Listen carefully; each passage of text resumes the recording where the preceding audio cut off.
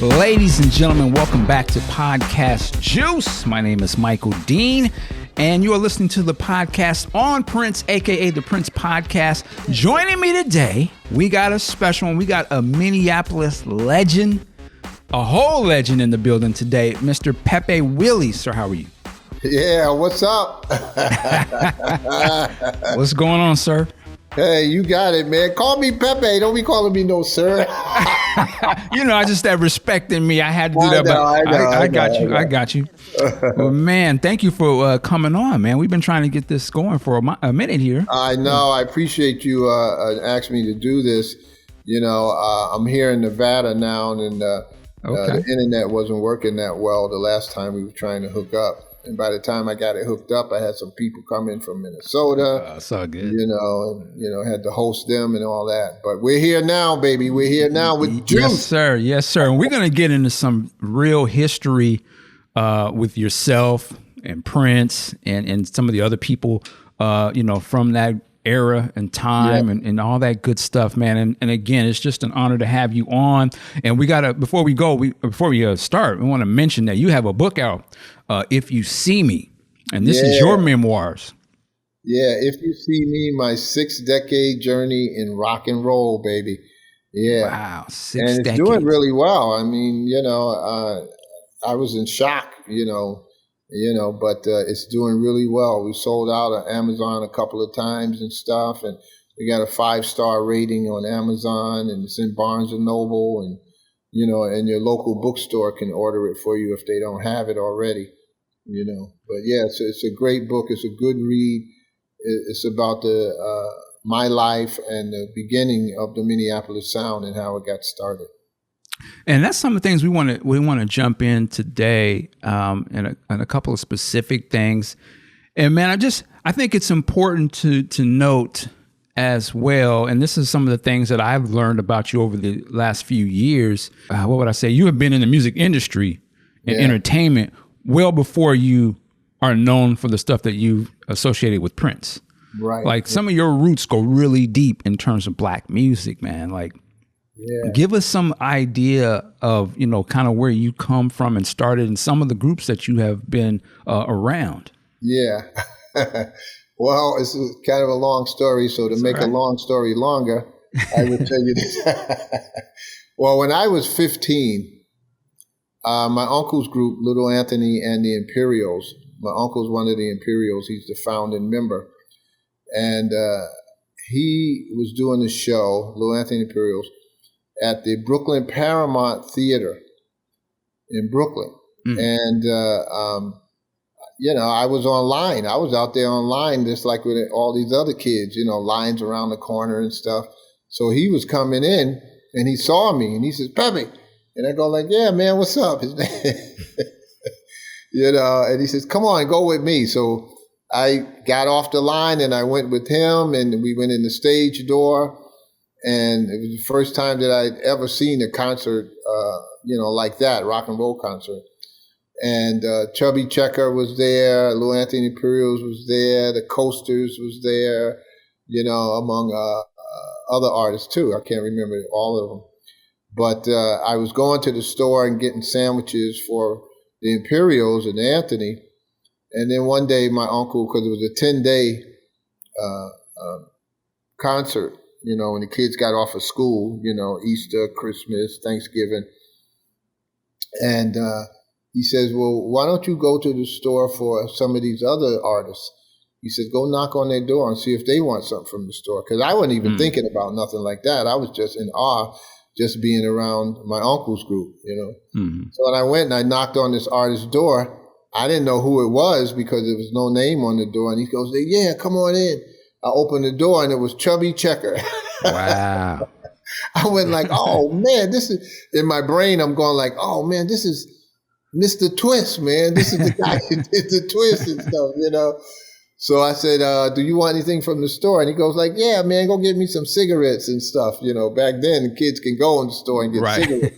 So I went and got him a pack of Salem cigarettes and was bringing it back through the stage door.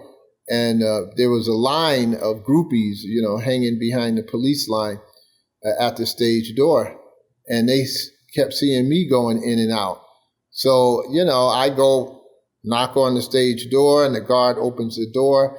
And just then someone had said, hey, how come this guy could go in and out when he wants to?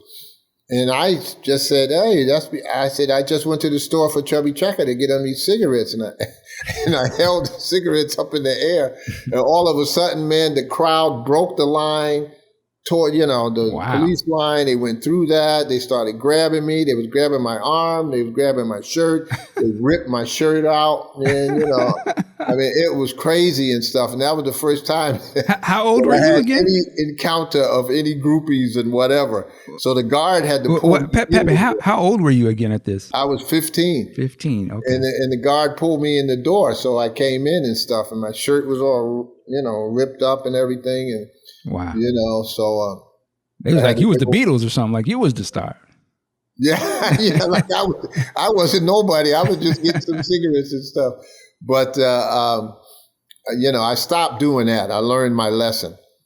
Can I just add one thing, because I don't want people to miss this. And you mentioned a few names. I wanted to go back to Chubby Checker. Yeah. For some younger people, please go do your Googles. Look up Chubby Checker. When I was young, Chubby Checker had already, had done his thing, but that song, The Twist, and some of the other ones was still like, you heard those and you knew what it was, and you would see the footage on TV and be like, oh yeah, that's one of the big ones, Chubby Checker. That's right. And so when he's saying that, Chubby Checker was huge. Yeah. That's influential stuff right there. So go look at The Twist. We have these dances today and the songs be named after the dance and all that. This is one of the original cats that did that. That's right. So that's kind of put into context why they would go crazy over some 15-year-old kid who they just thought was associated with Chubby Checker. Right, yeah. You know what I'm saying? That's to tell you how big it was back then, right? That's it was crazy, man. Just like in the lines when Purple Rain came out and all the lines were around the corner. I hadn't seen that, since, the Paramount Theater and then the Brooklyn Fox Theater. That next year, the Paramount Theater was sold to Long Island University. So they did the shows at the Brooklyn Fox Theater. And at the Brooklyn Fox Theater, they had the whole Motown review. Stevie Wonder, Mary Wells, the Marvelettes, the Temptations. I'm talking about the original Temptations with Eddie Hendrix and David Ruffin, Smokey and the Miracles. Wow. They had everybody from Motown that was there. And then plus they had other acts like Patti LaBelle and the Bluebells, Dionne Warwick. All the icons. Yeah, all the icons. It just goes Ray Charles. They had some white groups. They had Jay and the Americans. They had, what's his name? Damn, I can't think of his name. Dion. And they had the Everly Brothers, the Righteous Brothers, Sam and Dave. All these iconic acts, man. These cats were like, and I used to stand on the side of the stage and just watch these shows, man, and it was just amazing. And it's watching the crowds and the audience, man, just screaming and yelling and stuff. And everybody was sitting together, blacks and whites and everything. They didn't separate them, and it was quite an event, man. It was so cool, man, and I just loved it. And when I seen, because I was backstage, and when I seen all of these acts, getting together and no fighting, no arguing, no animosity towards anybody. Everybody wanted each act to do well, and the only competition that they had then was to beat each other on the stage. And that was it. That was it. I mean, I used to go down to the Four Tops room and ask them what color uniforms they were wearing.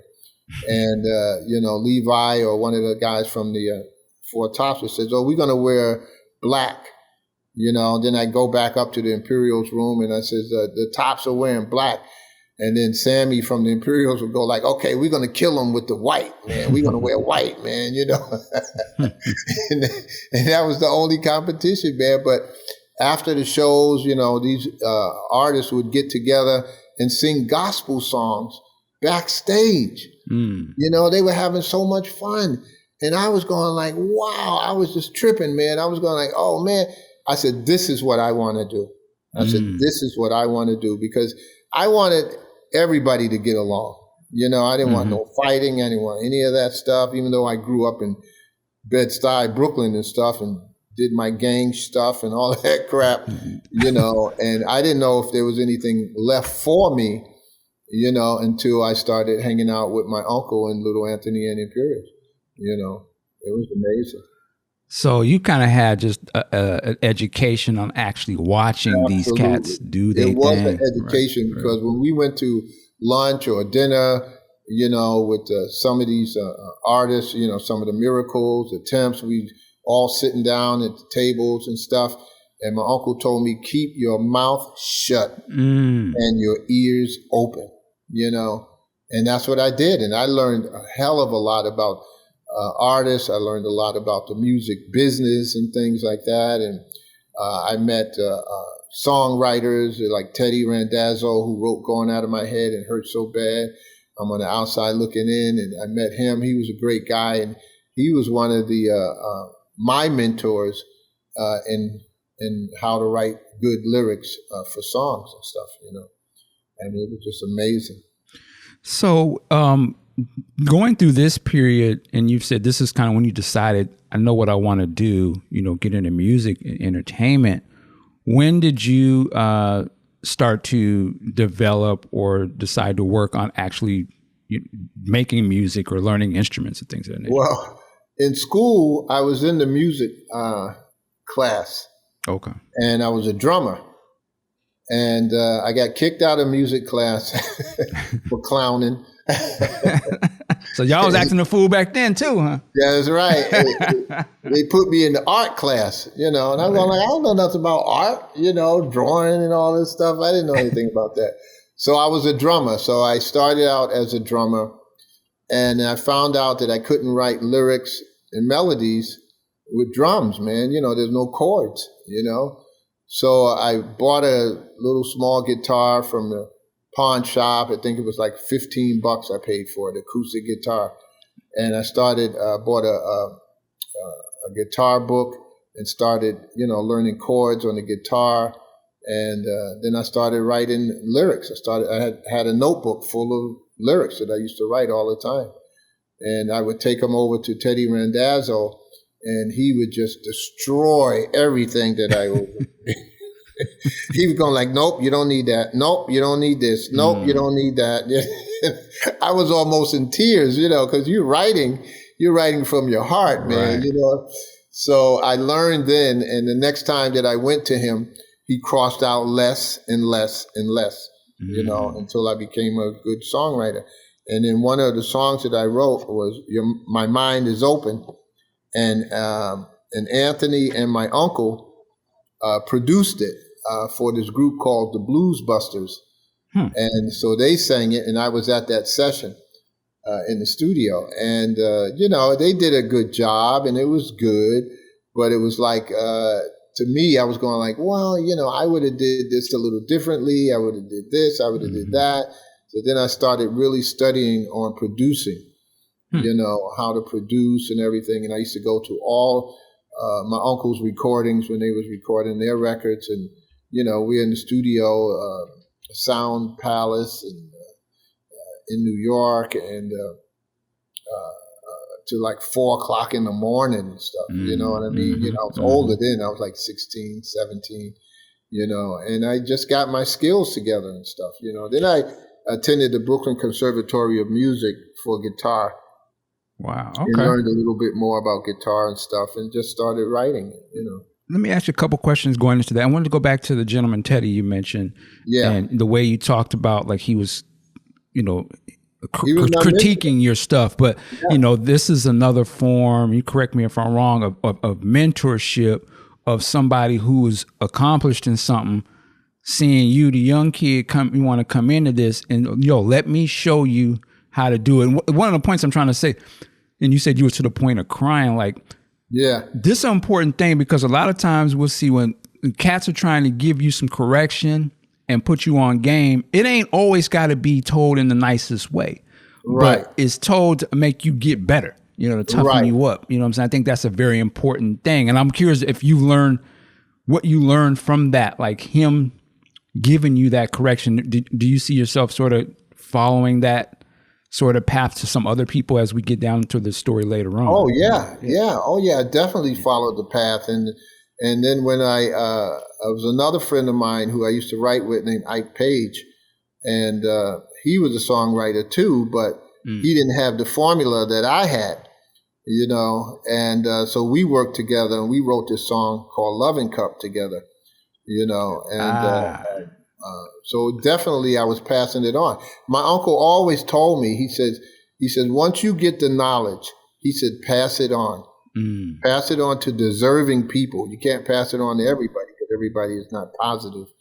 But, and that's what I learned. And when I went to Minneapolis, I taught Prince and Grand Central. We're going to get to that. And Loving Cup, it's funny you mentioned that because that's the one that man, that song got played out in my household, and I'm talking about in the last maybe 2 or 3 years. Wow. It was a family member of mine. They didn't know your history or nothing like that. They had got like a collection of Prince songs or something they heard online, and that was one of the songs that's in that thing they heard, and they gravitated toward that one. They was wearing that. I was like, I don't even play that no more. They was wearing your cutout. I hear you. Now Prince played drums on that track. Okay. And he also played keyboards on that track. Okay. Yeah, that's the cut. That's the cut right there. Okay, so. Oh, another part I wanted to ask you was, you said you're 16 while you're going to Studio 4 in the morning and different things, and you went to the school. So that, talk to me a little bit, just in terms of your parents. They allowed you, they saw something in you enough to let you go out and be around people and get into this? Well, let me tell you, my father's side of the family were very conservative people. They believed in a good job, retirement, and all of that, but my mother's side of the family was the partying side, they like to have fun and stuff. And my mother's mother had 11 kids. So I had 5 aunts and 5 uncles on my mother's side. And my uncle Charles, we call him Charlie, he played saxophone, and he played with, Wynton Kelly and somebody else. I can't remember the name. But my grandfather, my mother's father, was a piano player. And he believed if the song was written that way, that's how you had to play it. So my Aunt Dottie, she was friends with Miles Davis, Thelonious Monk. Wow. And they used to all, as kids, they used to go to my grandfather's house and play piano. So one time, Thelonious Monk came up to my grandfather's house, and he was playing this song. What was the name of it? You Don't Have to Set the World on Fire, or something like that, one of them old tunes. And he was playing it differently. So my grandfather comes in the living room and says, Theo, that's not how it's played. And he said, well, Mr. Collins, he said, this is how I want to play it, And so they were around legends, themselves and stuff, Okay. And which was really cool. And I just heard that story about 10 years ago. I didn't even know all of that until I started writing my book. I didn't even know that. Man. But it was, quite a thing, man. So part of your mom's side of the family was already. Yeah, they were ready. My father, he was just different, man. I didn't want to get into it. But no, I mean, to me, it sounded like my grandfather. I know a lot of old school black men. Go get you a job. Yeah, get your education, and get your stuff to handle your business now. Well, my mother, she thought it was great because I was with my uncle, her brother, right? So she knew that he would take care of me and everything like that. So it wasn't no problem. Okay. So, I started just hanging out with the Imperials, and I met all kinds of people, man. Was there a thing in your book about Jimi Hendrix? Am I not mistaken? Yeah, I met Jimi Hendrix. Jimi Hendrix, I met, my uncle did a show at the at the Copacabana, the world famous Copacabana. So they was there for a week or two or something like that. And one night he asked me after the show, do I want to go to a party? And I'm going like, yeah, okay, sure, let's go. And we went to this party in Manhattan. We was already in Manhattan. And we get into this elevator. And it was one of those elevators where you had to pull it down to close the doors and stuff. Oh, wow. Okay. And it was kind of dusty and, and I'm going like, man, what kind of party this guy's taking me to, man? So we got to the floor and the doors opened, man. And it was like, oh, man, I've never seen anything so beautiful in my life, man. They had couches, they had aquariums, the music was pumping, they had bars, and it was just unbelievable. So we go in, we sit down and stuff, and me being young, man, I'm looking around, and all of a sudden I see Jimi Hendrix. And I was going like, wait a minute, is that Jimi? That's Jimi Hendrix. So I elbowed my uncle who's sitting right next to me, and he's going like, what, man?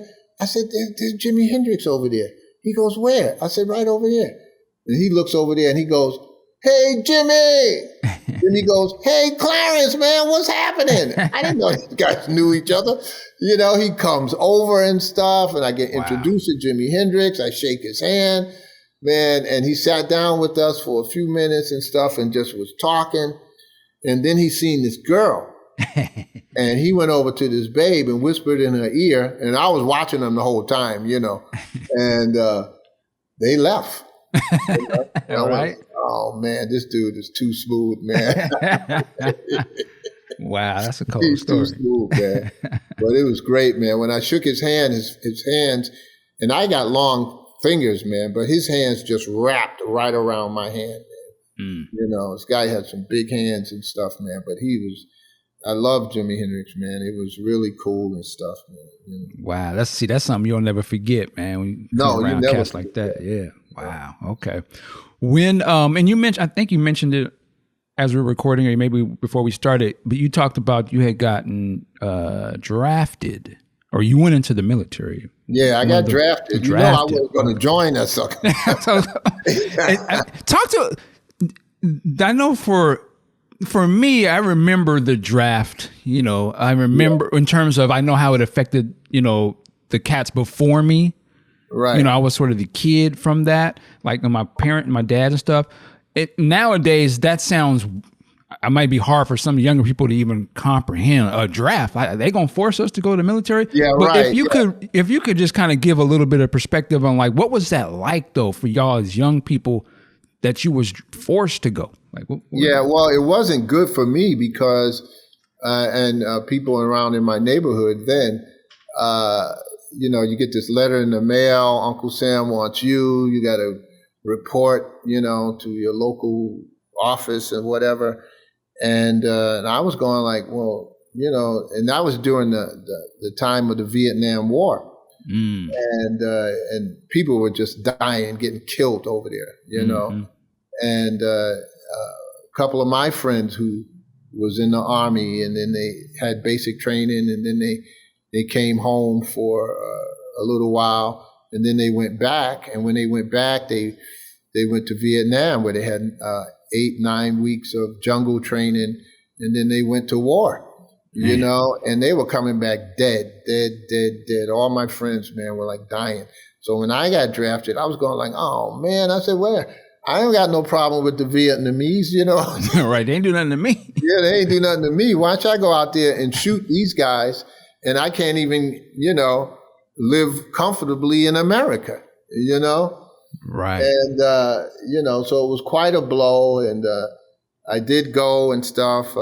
My MOS was military police and stuff, So, I did my thing, and then I got out, Wow. And I was so happy to get out.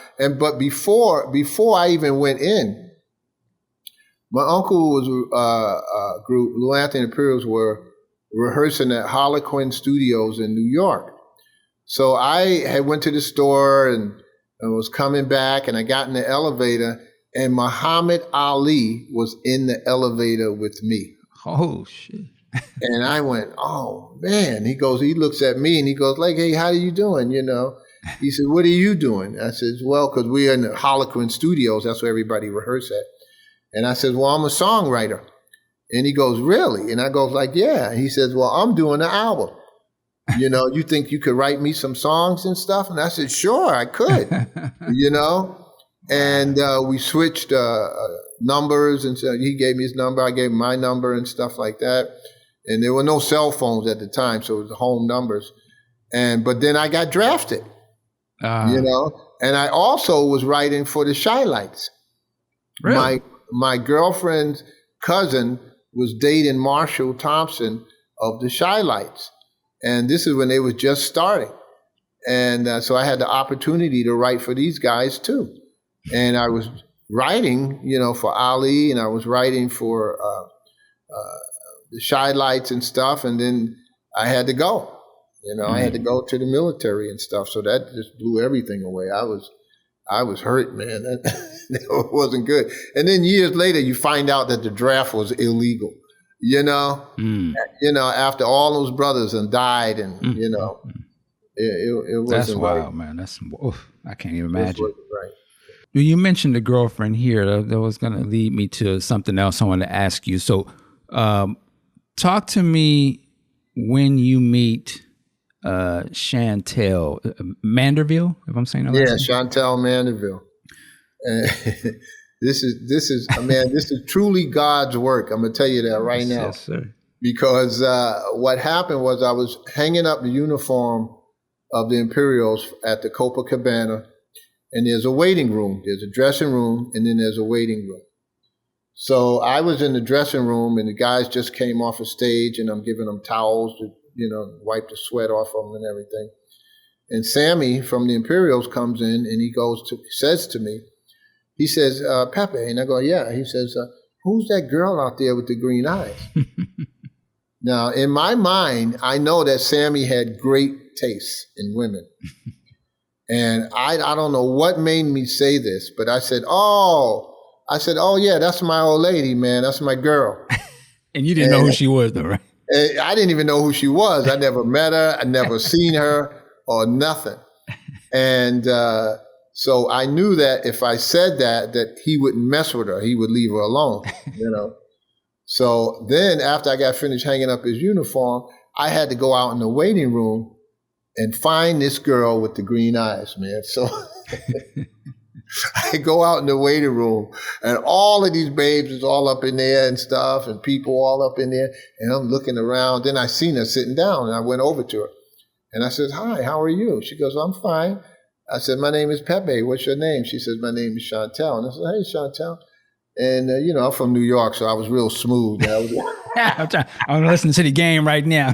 You know, so I asked her, I said, who are you here with? You know, she says, well, I'm here with my aunt, Kalua. And I happen to know Kalua because she was dating my uncle. And I was going like, oh, yeah. I said, I know Kalua and stuff. And I said to her, I said, do you have a curfew? And she goes like, no, I ain't got no curfew. So I said, well, then we can hang out then. She said, yeah, we can hang out. You know, so that's how that all started, you know, and we fell in love and stuff, man. Wow. And where was this? Was this in Minneapolis or? This was Brooklyn? In New York. New York, okay. She came to visit her aunt, you know, so her aunt was at the Copa, and so she came there, you know, with her aunt, you know. I don't know where Kalua was, but she wasn't there in the waiting room and stuff. I don't know where she was. She was probably still downstairs watching the show or just getting ready to leave or something like that because the guys were finished already. So I met her and we fell in love, man, and we just started hanging out, man. And then she had to go back to Minneapolis and stuff, and so you know. let me ask you this about that, because in today's world, you got cell phones and the video chats and all that. None of that existed back then. No. It was purely you had to talk to the young lady go Yep. up to her. I assume you got her phone number. I'm curious how you stayed in connect with her if she had to move to a different state, or was that just Well, we all hung out at Kalua's house in Manhattan. okay? She lived on Columbus and 80th Street. And I used to go there all the time because my uncle was there all the time. And Kalua was a very, very nice person and stuff. And even when he wasn't here, when he was there, even when he was on tour or something like that, I'd still go over Kalua's house and hang out. And so Chantelle was there for quite a while, a couple weeks.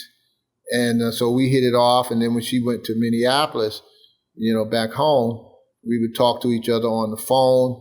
And then she'd come back, and hang out and stuff. And we were there, for months and months and months. She was there. Okay. And we just fell in love, man. I took her to concerts and stuff. And I always knew how to talk my way into a concert. Never paid to get into a concert. Okay. Just talk. She said, well, we ain't got no tickets. I said, baby, don't worry about it. I said, just wait right here, I got so you're one of them cats that's clicked in and know people, but then you got a cold mouthpiece where you can get in there and holler at people. So okay, all right, I get it. Man, we went everywhere and stuff. I got it. So. And then when I didn't go to Minneapolis to my first time because I had got drafted in the service, and I had told her, I said, well, baby, I said, don't wait for me. You know what I mean? Because I don't even know if I'm going to make it out of here. Go do your thing and stuff, Wow.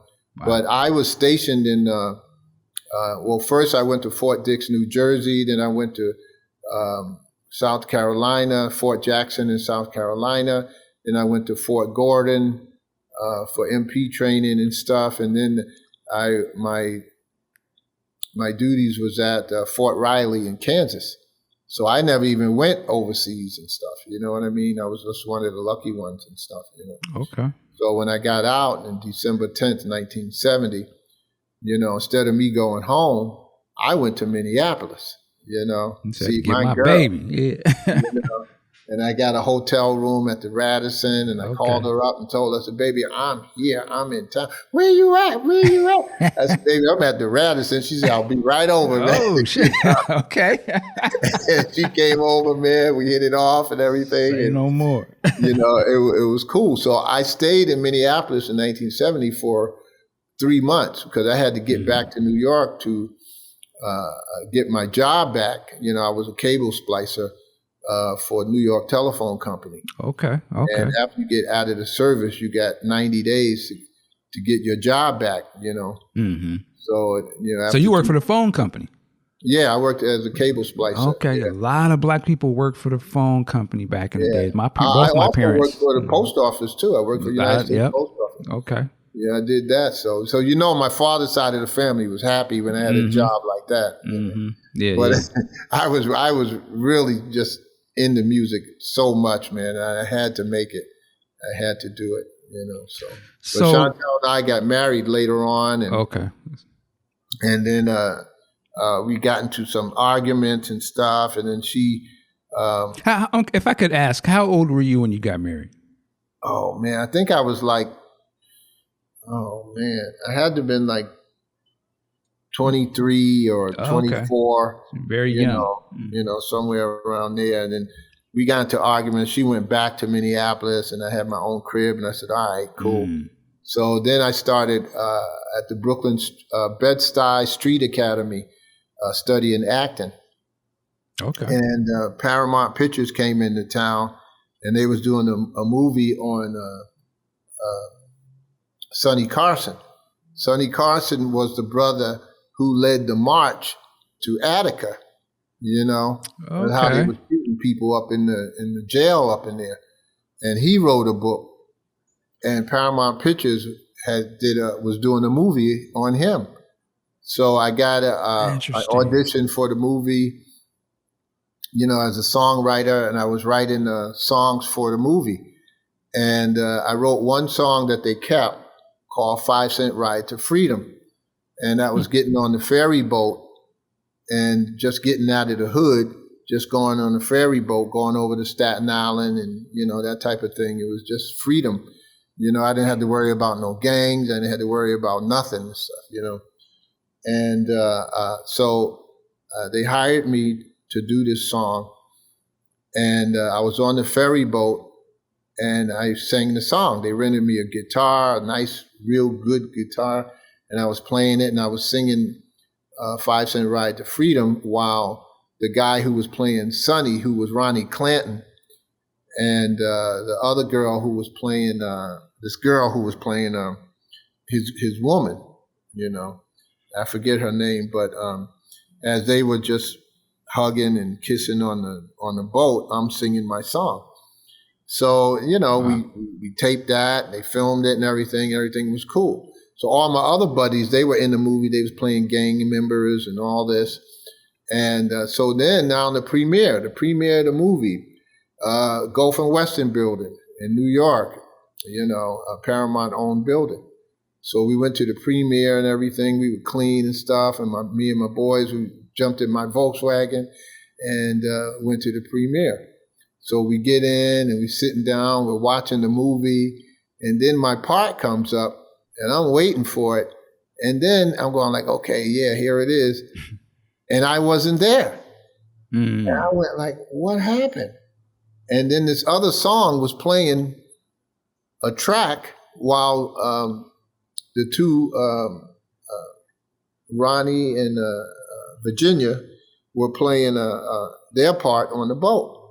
And I was just, man, I was so hurt, man. Wow, you got edited out. Just unbelievable. I mean, if they would have told me that they cut the part out, at least I would have known something, you know, but nobody told me anything. And then all my boys who was in the movie, they said, man, Pepe, when that part came up, man, I felt it, man. That shit was wrong. It was terrible, man, you know. And so we jumped back into my car after the premiere and partying and all that type of stuff. I drive back to my apartment in Brooklyn, and I pull in the driveway, and there was dudes coming out of my apartment with my tape recorder.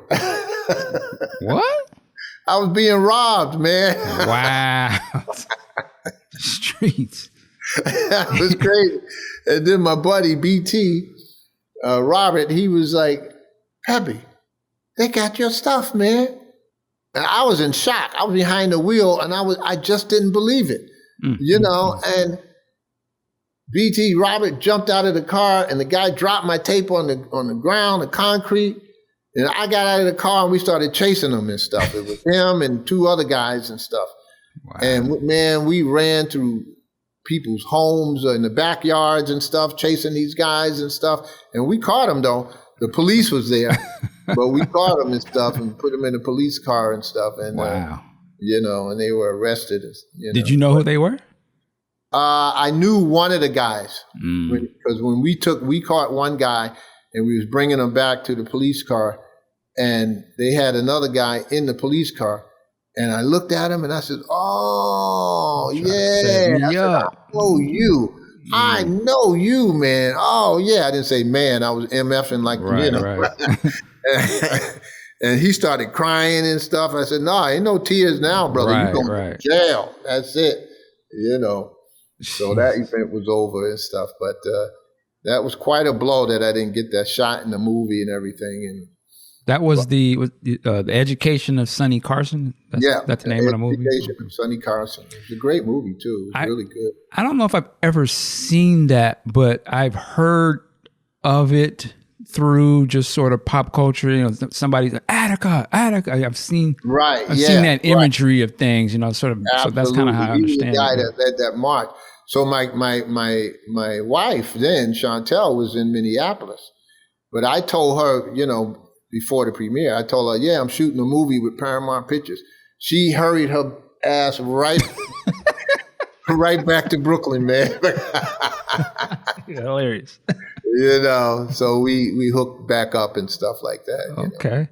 You know? Let's jump a little bit ahead. So you were married to Chantelle.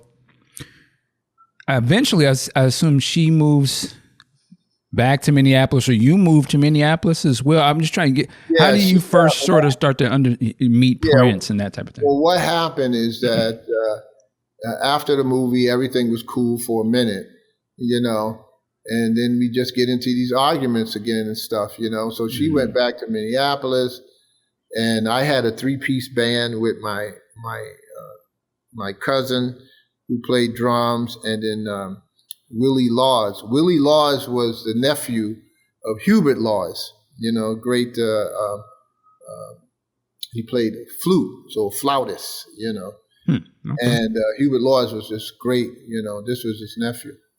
And so we did a 3-piece band, and we played in the village and all like that, And then I decided, well, I'm going to go to California because I had did the movie, and I met Michael Campus and Erwin Yablans, who had produced the movie, and Michael Campus was the director.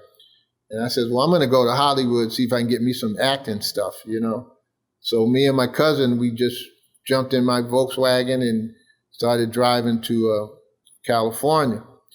And so when I got to California, I called the director up at the movie, from the movie, and I was going like, dude, I'm here, you got some work for me. I was looking for work, and I didn't know how anything worked in the movie industry. And he says, man, nah, man, I ain't got nothing. There's nothing happening here, man. But, that was it. So I was left cold. So I drove to Vegas, where me and my cousin drove to Vegas, where my uncle was. So we stayed with him, and we started selling vacuum cleaners and stuff. Wow. I was about to ask you where y'all get money from. So you say, got a little job. Money, man. So we started selling vacuum cleaners. So during that time, I had called Chantelle, and she said that she was in California visiting some of her family. Were you guys married at this time? Yeah, we were married. Okay. Yeah, we were married. And so Buddy, my cousin, he left and went back home to Brooklyn. So I was left alone in Las Vegas. And then when I called Chantelle, and she was in California. So then I drove to California and got a hotel room and hooked up back with her. And she flew back to Minneapolis, and I drove to Minneapolis, and where she had an apartment. So we hooked back up there. And that's when I met Wendell Thomas, who was a bass player, and later on became bass player for 94 East. And he was married to Chantelle's cousin, Janine. And so, Chantelle and I tried to hook it up, and we got into an argument one day, and she left the house. So when she left, I said, well, okay, I'm going to sit down, I'm going to write this song. And I wrote this song called If You See Me, That's a cold song to write to your girl. So I was writing, I was pissed off at her, and I would say, if you see me walking down the street one day, don't say nothing. Damn. You did me wrong, so wrong when I was doing bad, I didn't think I was going to make it. Now I'm alone, feeling free, freer than a butterfly flying high. If you see me, walk on by, And I wrote that track, man. And later on, we went in the studio.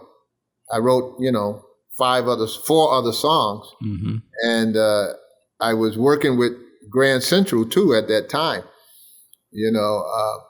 So you had already met Prince. I was let me just to jump in, because I want to take you back just a little bit what you said. When you first met him, what did you think? Did you meet him when you knew he was doing music already, or did you meet him before? No, that? I met him when he was 12, but then when I was in New York, Prince was 15, and then he called me up and was asking me about publishing, And I told him, I said, well, I'm coming back to Minneapolis. So when I come back to Minneapolis, I'll talk to you about it, because I can't tell you this on the phone. So when I went back to Minneapolis, Chantelle's father had a ski group, and he was doing a ski trip. So I had got me some ski gear and stuff. I didn't know how to ski, I'm from Brooklyn, man. Concrete jungle. I didn't know nothing about no snow and skiing and stuff, So I finally learned how to ski and, just messing around. And after that, there was a ski party, and Grand Central was the band. So this is funny because somebody told Grand Central that a producer was coming into town to check them out. Okay. Now, I didn't know it was me, you know. So I get to the party, and Morris's mom, who was the manager, kept looking at me, you know, through the whole party. And I'm going like, why does this woman keep looking at me, man? You know, what's going on? So I went over to her and I said, hi. I said, my name is Pepe. She goes, yeah, you know, I'm Levon. And I said, hi, Levon. She says, how do you like the group? And I said, wow. I said, I think the group is really nice. And then I found out, you know, I figured out what was going on. And I said, wow, you know, I would really like to work with this band. You know, Morris Day was playing drums, Prince was playing guitar, Andre was playing bass, and Andre's sister was playing keyboards, and William Dowdy, we call him Hollywood, was playing percussion. So, you know, I told her, I said, yeah, I would love to work with the group. We set up some rehearsal spots at her house up in the attic. And so the first rehearsal, I go up to, you know, to check these guys out, and I told them to play one of their songs for me. And Prince played this song called Sex Machine that he wrote. And it was a great song, but it lasted too long. It was like 10 minutes. I was going like, dude, I said, man, you got to cut these songs down to 3 minutes, 30 seconds and stuff, you know? And I showed them the formula. I gave them the formula. I said, you write your intro, you write your first verse, and then you do the hook, and then you do the second verse, and then you do another hook, and then you do a bridge, and you can vamp out with the hook, you know, and that always allows you to come up with the song at 3 minutes and 30 seconds, or 3 minutes and 30 seconds, somewhere around there. And so they learned that formula. And then Andre did a song called "You Remind Me of Me," and nobody was doing the lyrics right. You know, Andre was singing, and everybody else who was supposed to come in with harmonies, they were singing something different. And I was going like, well, wait a minute, what's going on here? I mean, these kids, they were like 16 years old, you know. I was going to wonder, like, these are kids. Yeah, they were like 16 years old. These are kids. So there was a blackboard up in the attic, and I told Andre, I said, write the lyrics to your song on the blackboard. So he wrote the lyrics down, and everybody going like, oh, yeah, now that's what you were saying. Oh, okay, you know, they didn't even know the song. So we rehearsed more. So now another rehearsal and stuff, I go up there and okay, let me ask you a quick question. Did you I don't want to say this the wrong way. Did you take them serious? Like, did you think that this would do something? Okay. Oh yeah. I did. I you know, but they had to get there, you know. They had to get past me in order to for me to do something with them, you know. Okay. And one day at rehearsal, Prince was playing guitar, and then he stopped, and he goes over to Linda, who was playing keyboards, and he says, Linda, he says, this is what I want you to play. And he started doing chords on the piano. And I'm looking at him, and I'm going like, now, wait a minute. This guy plays guitar and keyboards? And I went like, oh, wow. So then he went over to Andre. He said, let me hold your bass. Now, Andre denies this, but and I talked to Andre about it. And Prince took his bass and played, you know, I mean, he was just thumping the bass, you know. And he gave it back to Andre, and then Andre said, okay, I know what you want. And then, you know, and I'm going like, well, wait a minute. This guy plays guitar, he plays bass and keyboards, you know. So after the rehearsal, I go, have you been in a recording studio before? To Prince. And he goes like, no, I haven't. And I was in the studio at that time. I was in Cookhouse Recording Studios, you know, recording some of my stuff, and it was just me and the guitar. And I says, well, and I just put this band together with Wendell Thomas, the bass player. And I want to book time in the studio to do these songs, these 5 songs. And he says, no, I haven't been in the studio before. And I says, good. I said, well, you're coming with me. And not only when I was rehearsing with Grand Central did we just do music. You know, we put the instruments down few times and stuff, and I talked to them about business of music. You know, how you make money in the studio, you know, as studio musicians. You know, when your record is played on the radio, that you're getting paid every time because that's your work, you know, and you get paid, you know, and you have to belong to performance rights organizations such as ASCAP or BMI, you know, as a songwriter and a publisher. So I gave Prince a tape of the 5 songs that we were doing. I was just playing guitar. And he learned, I said, learn some parts, and the bass player learned his parts, keyboard player learned his part, and the drummer learned his part. Now, I was just talking to Wendell last night, and he was saying that, Pepe, he said, I know that Prince hadn't been in the studio. You took him in for the very first time. He says, but do you know that that was my first time in the studio? And that was Pierre's first time in the studio. And his brother, Dale, that was his first time in the studio. Wow. You know, and I said, what? I said, I didn't even know that, you know. And, you know, and during this time, I was hanging out with Cynthia Johnson, you know, and I dated her for a little while and stuff, you know. And Jimmy Jam and Terry Lewis, they had this bus, a Flight Time, you know, old school bus, and they called it Flight Time. So I used to see these guys like all the time. And my thing was, the only way you're going to make it is that you have to go into a recording studio and record. That's the only way you're going to get professional music done, you know. And so after I was in the studio, and then everybody else started going to the studio. Prince learned a lot, you know, by going into the studio with me.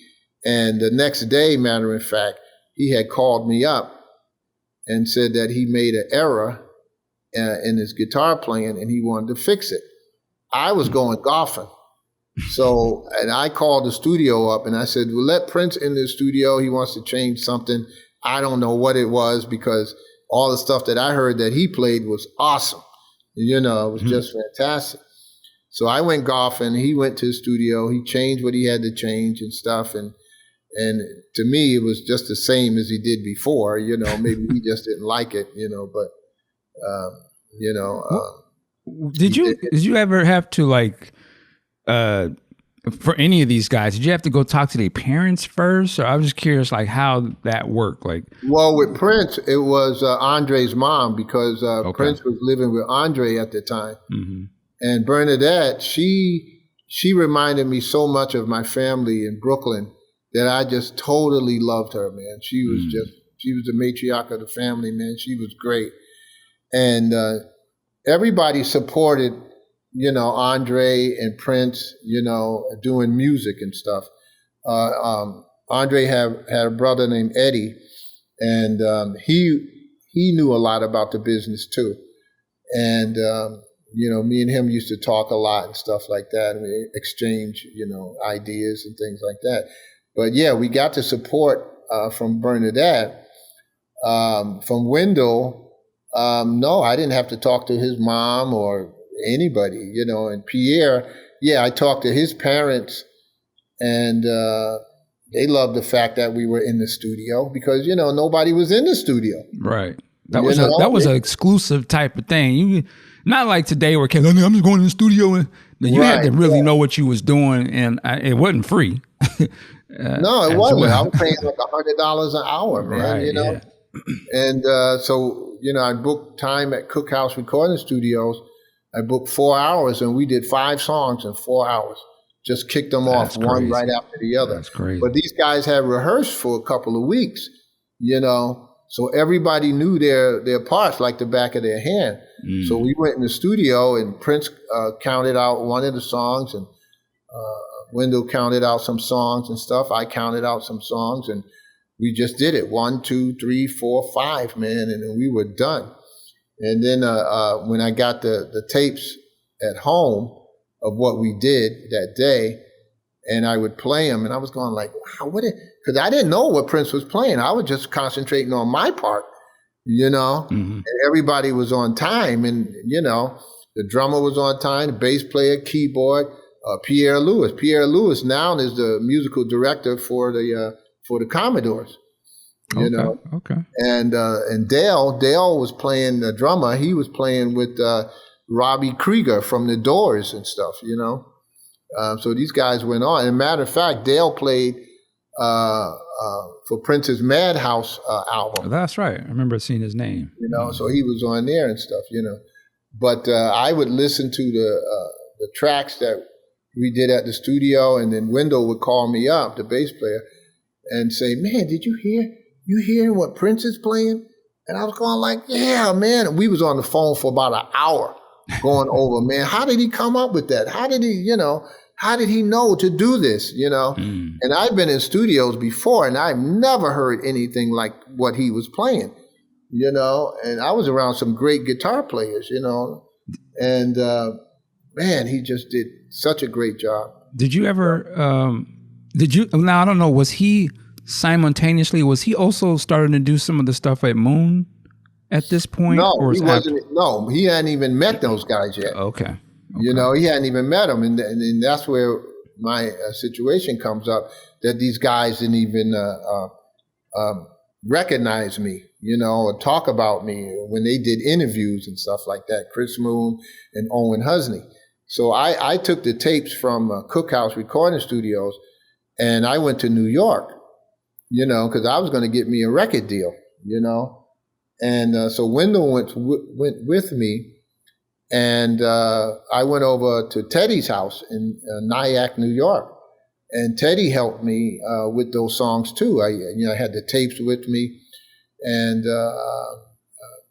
he listened to the tapes because he had his own studio in his house where he had a 2-inch recorder and a recording machine.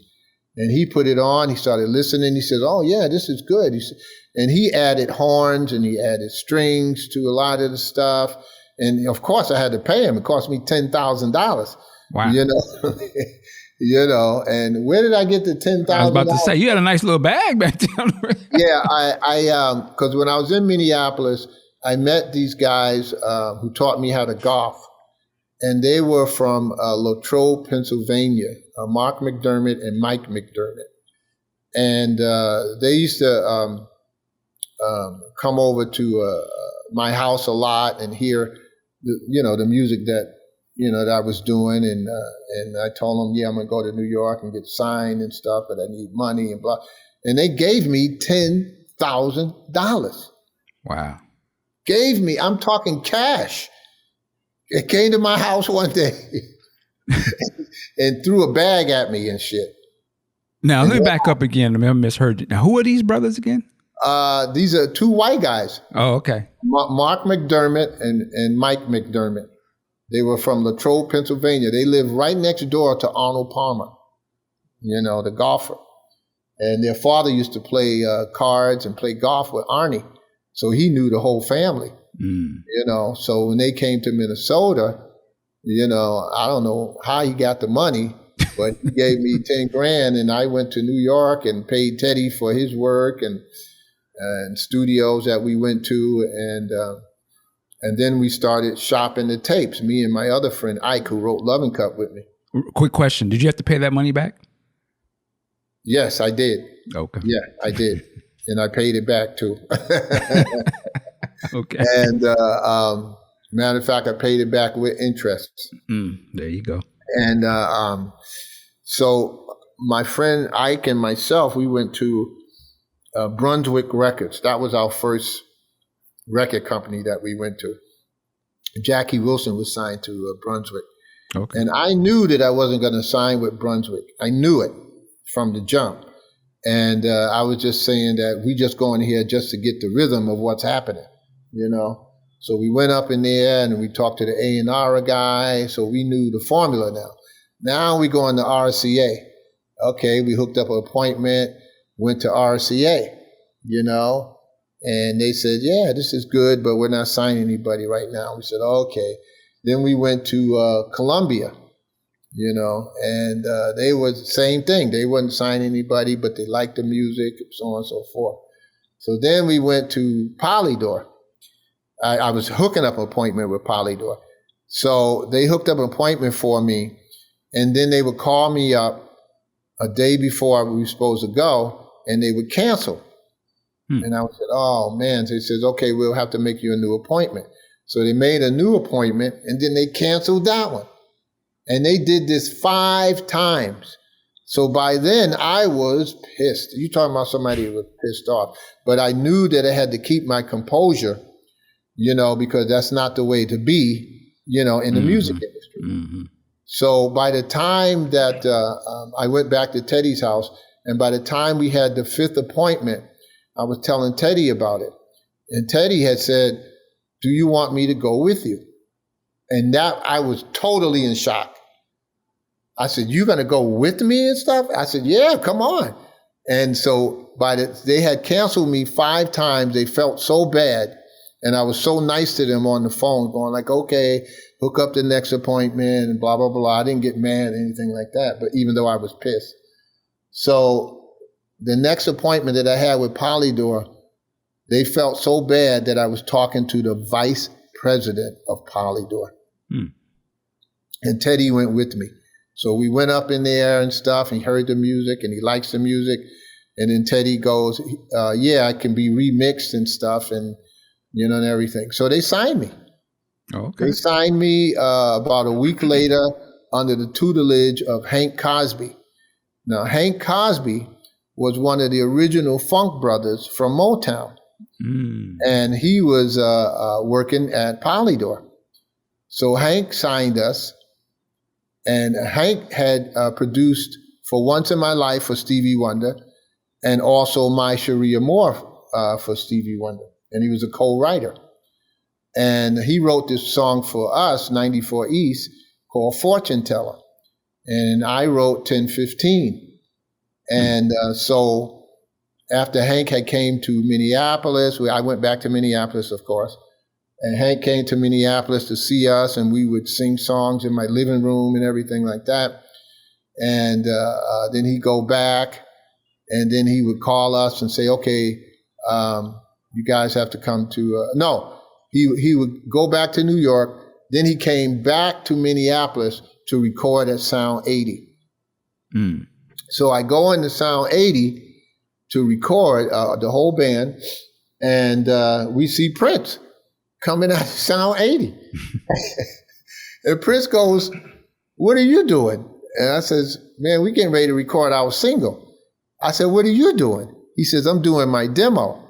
I said, really? And he introduced me to Owen Husney, and he introduced me to Chris Moon. Okay. And I said, all right, okay, cool. So Prince says, well, can I play on you guys' record? And I said, sure, come on, let's go. So he played on Fortune Teller. He played guitar on Fortune Teller with us. And he also sang backgrounds with the girls, Marcy and Christy. And he played guitar on 1015 too. So we did that. And Hank goes back to New York, and he's mixing the songs and stuff. And then he wanted another lead singer on there, because none of us was really good lead singers. I just did the best that I could. So he flew me to New York, and he says, first of all, and Bobby Z at the time was our drummer, because we had let Dale go. So Bobby Z was our drummer when we got signed to Polydor. So I go back to New York, and Hank says, I'm going to have another lead singer sing on this stuff. And I said, okay, who is he? Colonel Abrams. Right? Ah, interesting. So Colonel, and I had met Colonel before Hank did, because Colonel used to hang out with me and Ike in Harlem. And he was good and stuff. So when I go back to New York, and then I see Colonel, and we go like, yo, man, what's up? Well, how you doing, man? And he sang the lead on Fortune Teller, And then Hank goes, well, this drummer, the drum, I don't like. I don't like the drum, We got to change the drums. And I can't argue with him. I can't go like, hey, yeah, but Bobby's our drummer, I couldn't argue with him. He's the producer. I'm co-producing. I'm going like, okay, he's the man. So he brought in this guy named Buddy Williams. Buddy Williams was one of the top drum session players, in the country. Okay. He sat down with the song. He heard it twice and then sat down on his drums, man, and played the hell out of them. Now, I never released that version with Colonel singing and Buddy Williams on drums. I have it. I might have to go back in the studio and remix it and stuff where you can hear Colonel, because Colonel passed away a few years ago. And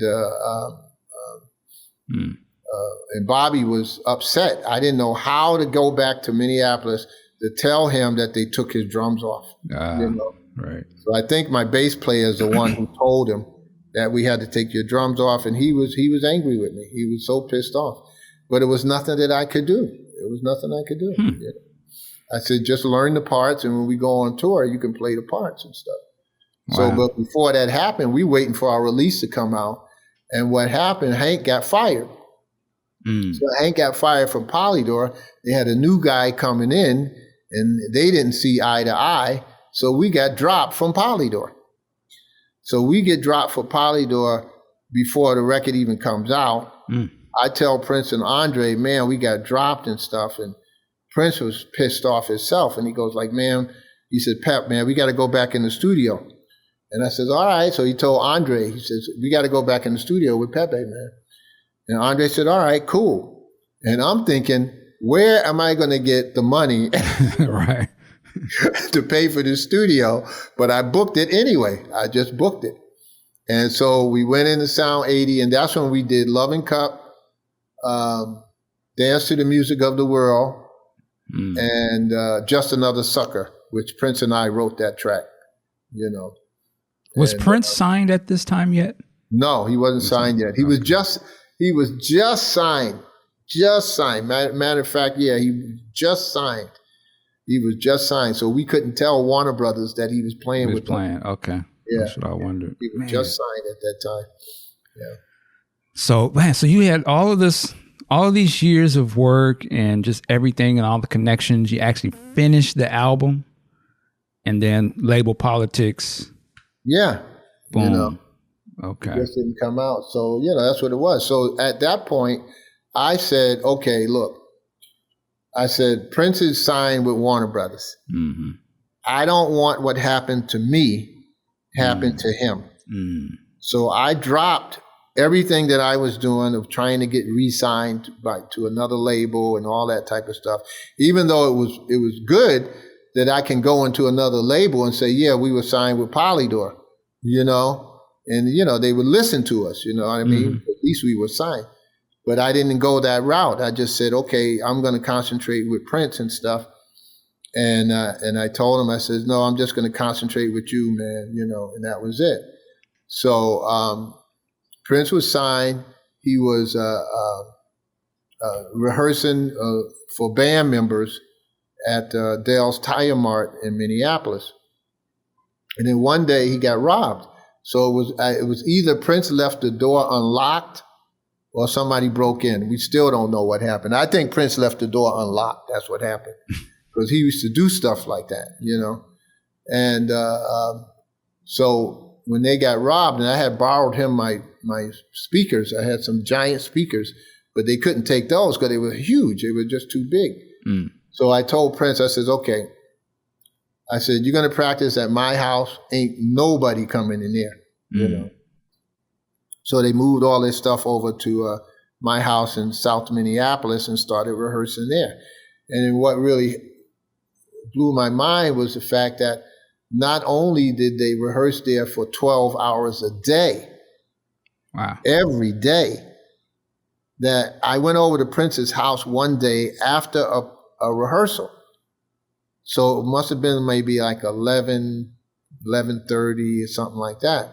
But they just finished at my house at 10 p.m. And I couldn't get in. I was ringing the doorbell, knocking on the door, and nobody would answer. But I seen Prince's car sitting out front, so I knew he was in there. So I heard this tapping, this tapping. And I was going like, what the hell is that? I walked around to the side of the house, and I looked in the basement window, and Prince was down in the basement playing drums. Wow. Putting in work. And this is after 12 hours of practice. You know, so this guy, you know, I mean, he inspired me at that point. Wow. You know, and I said, man, I'm going to go home. I'm going to practice. Well, finally I got in, you know, and I told Prince what I had to tell him. But then I was just like, he inspired me, man. And I said, wow, you know, I said, after 12 hours of practice, this guy comes home and he's practicing drums, you know? And I said, how can he do that? I went home and I said, I'm going to start practicing my guitar. You know, I got to like 4 hours and I was going like, I can't do it. After 4 hours of practicing guitar, I said, nah, man. I said, I can't do it. I can't practice no 12 hours, man. I can't even do it. So at this point, Prince is signed and they're rehearsing. Has the album done at this point? Yeah, the album was out. Okay. The album was doing really well. It's the first album, right? Yeah, the For You album. And I heard it on a soap opera, you know. Really? One of his songs, you know. So I called him up. I said, dude, do you know they playing your song on a soap opera? He's going like, what? I going like, yeah, man, you know. I said, you got to get paid for that. But see, when Prince got signed, I'm jumping back a little bit, but when he got signed, I told him, I says, they're going to ask you these questions. I said, one of the first questions they're going to ask you is, do you have a publisher? I said, when they ask you that, just tell them, yes, I have a publisher, and they will leave you alone. I said, because if you say no, they're going to say, don't worry about it. We'll publish your music for you. And that's your rights. That's your rights. That means that they own your music. Yeah, you're the writer, but they own it. You know? So I feel I wrote into New York for application to get from BMI, Broadcast Music Incorporated, which is a performance rights organization who collects your money for you for radio, movies, TV, and stuff like that. And so we got the forms in. I sat down with Prince. I filled the form out with him. And I was already a member of BMI, so I already knew, you know. And so we did that. So now we send it into New York to BMI. And I said, now you are a professional songwriter because these people will collect your money.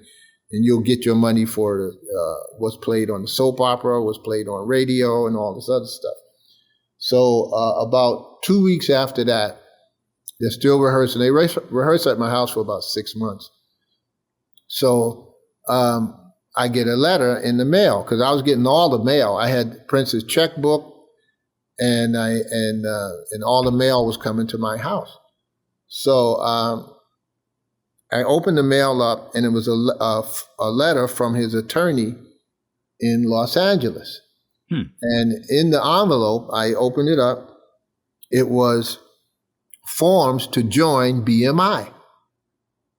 So I went downstairs. I broke up the rehearsal, and I said, Prince, come here. Let me talk to you for a minute. So he comes upstairs. I said, this is what I just got from your attorney in Los Angeles. I showed him the paper. He said, but we already did that. And I said, yeah. I said, but look at the bill. The bill for them to do what we had already did for a price of a stamp, they were charging him $900. Wow. You know? So here's where it starts. And I said, see, we don't even have to do that. You know, just call them suckers up and tell them that you're already in BMI, you know, so you don't have to pay no $900, you know. So these are the things that I was helping Prince with business and stuff like that. And so you can see the seeds that you have planted into him early on. You see later on in his career where a lot of that's coming from, right? Like, oh yeah, so that's very interesting, very interesting. I was curious. Was two questions in this then. Who was his I know who his manager was, but I mean, who were the people in his ear? Who was he just making the moves by himself? 'Cause I'm curious, how did he get an attorney in California?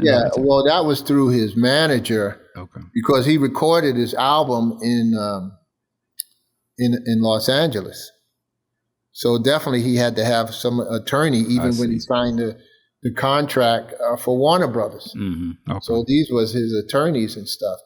But his manager was telling him to stay away from family and stay away from friends. You know, this is where all the separation starts coming in at, you know. And just be clear, we're talking about Mr. Owen Husney. Yeah. And I've had Owen on the show. We've talked about this. So we're not skirting around nothing, but. You know. Yeah, no, but, you know, Owen is pissed off at me, you know, and I don't care, you know. I really don't care. He wants to take all the credit for discovering Prince and leaving me out. And what happened, I was over Prince's house one day, and I went over just to talk to him, and he wanted something. I don't know what it was, but then... Is this the whole thing about some air conditioner or fan or something? Yeah, a space heater. That's what it was. It was a heater because it was cold. I said, well, where's your manager at? I said, he's supposed to be helping you. Where's Owen? He says, I don't know. You know, so that's when I said, okay, I'll be back. I got in my car and I drove to Owen's office. And I said, Owen, I said, why are you here, you know, at this office and your artist needs stuff? You know, you're supposed to be in LA or New York, Chicago, somewhere lobbying for your artist. And this is what he told me, and I can't make this up. He said, why should I leave my job for an artist that probably won't make it? You know? And I said that, and I mean, he said that, and I said, Owen, he said, Pepe, you manage him. That's what he said. And I says, Owen, I am not a manager. I said, but I'm not going to see Prince get messed up out here. I didn't use the word mess, you know. There was an F to it, you know. I just said, right. I'm not going to see Prince get messed up out here. And I told him right then and there, I said, you're fired. Now, whether I didn't have the legal authority to fire him, but I told him, you're fired, you know, point blank. And then I went back to Prince's house and I said, Owen is out. He's out. He says, Prince says, okay. You know. Interesting. He didn't say why or anything like that. He just says, okay, you know. And so then I started managing, you know, and Warner Brothers flew Prince and I to North Carolina to do album sign-ins and all this type of stuff. And is that like some of the pictures we see? It's like a picture, I think, of you sitting with Prince? Okay. Yeah. We were in North Carolina doing that album. Just to back up just a second, you said you fired Owen. Yeah. And I assume they had a contract with Prince. Yeah, right. That's why I said I didn't really have the authority to do it. So later on, Prince and Owen made some kind of deal. I don't know what it was, but they made some kind of deal, you know. But Owen got mad at me because somebody who was writing a book about Prince had interviewed me, and I told him, you know, what he had said. You know, I mean, it's not like I can pull this out of the clear blue sky and just lie, you know. I mean, he actually said that. And Owen got pissed off at me. And I said to him, I said, why are you pissed off at me? He said, what you said in the interview. I said, what did I say? And then he sent me the page that was in this guy's book and what I said. And I said, yeah. I said, but that's the truth. You know? I said, that's the truth, man. You want me to lie? I mean, that's the truth. See, Owen thinks that the only thing I did for Prince was let him use my house for rehearsal. You know, he don't know about the year before that prepping these guys and prepping Prince, you know, so that they could get a record deal. You know what I mean? You know, so by the time Prince met Owen, he was ready. He was ready. So then that's when Owen says, okay, yeah. And Chris Moon, hey, go in my studio and write some songs and whatever, you know.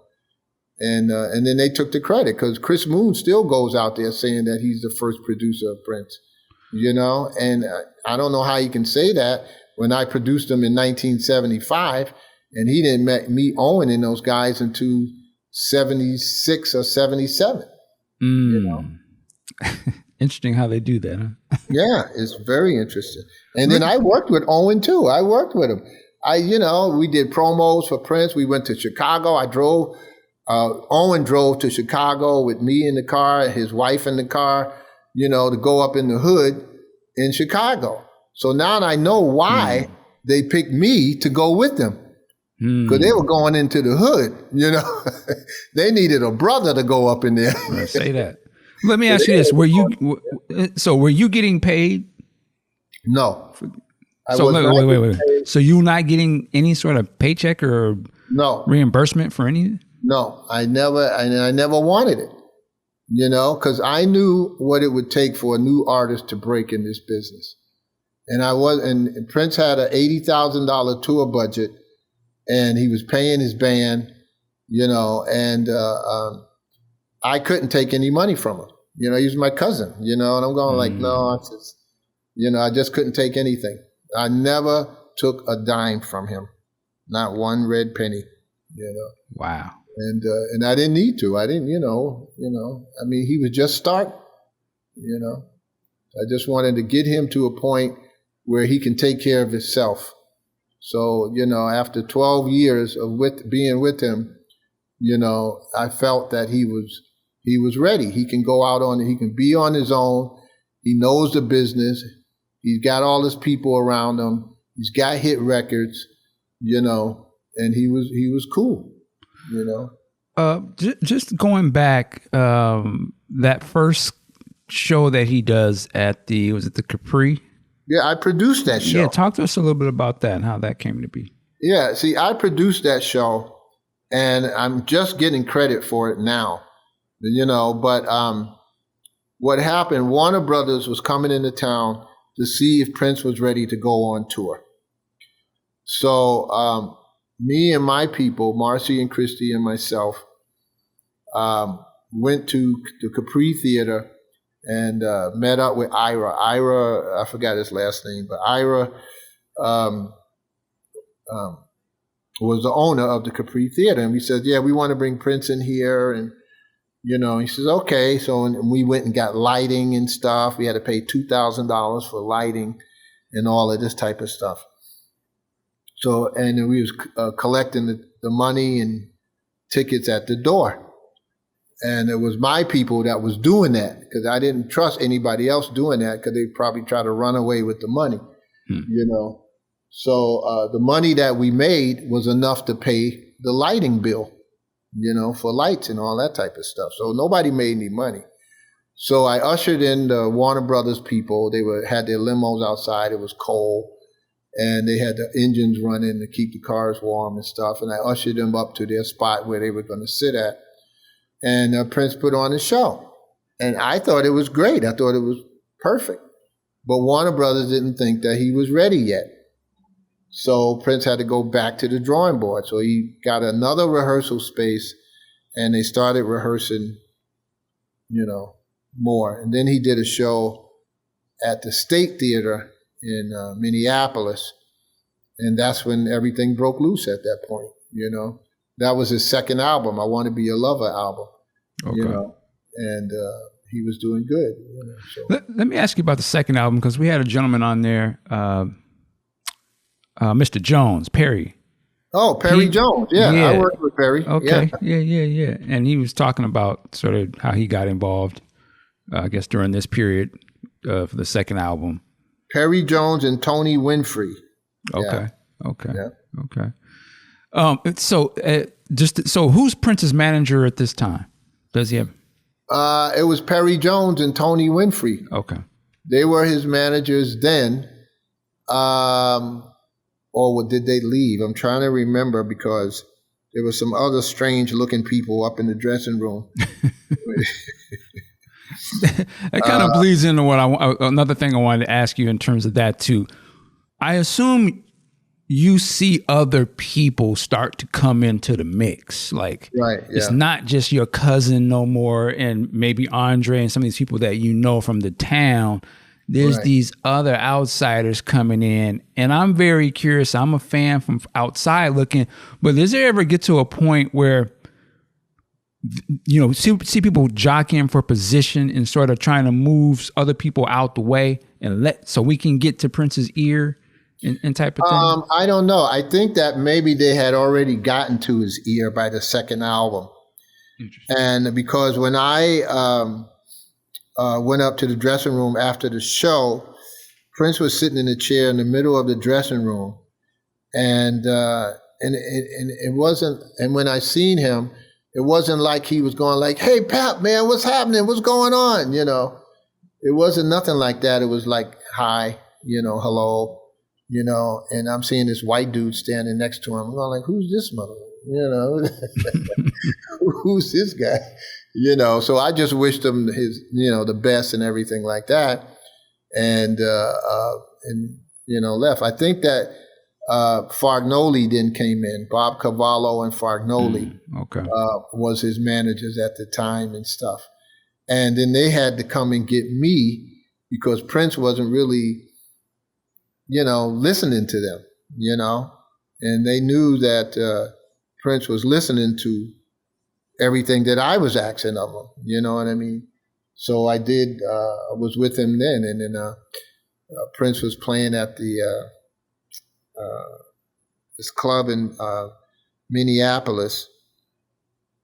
It's a big stadium. I forgot the name of it, and they're not there anymore. But anyway, I was in the dressing room, and Prince was getting ready to come on, and my wife and Prince's mother was trying to get in. I'm trying to think of that name, Metro. I can't remember it. The Met. It was the Met.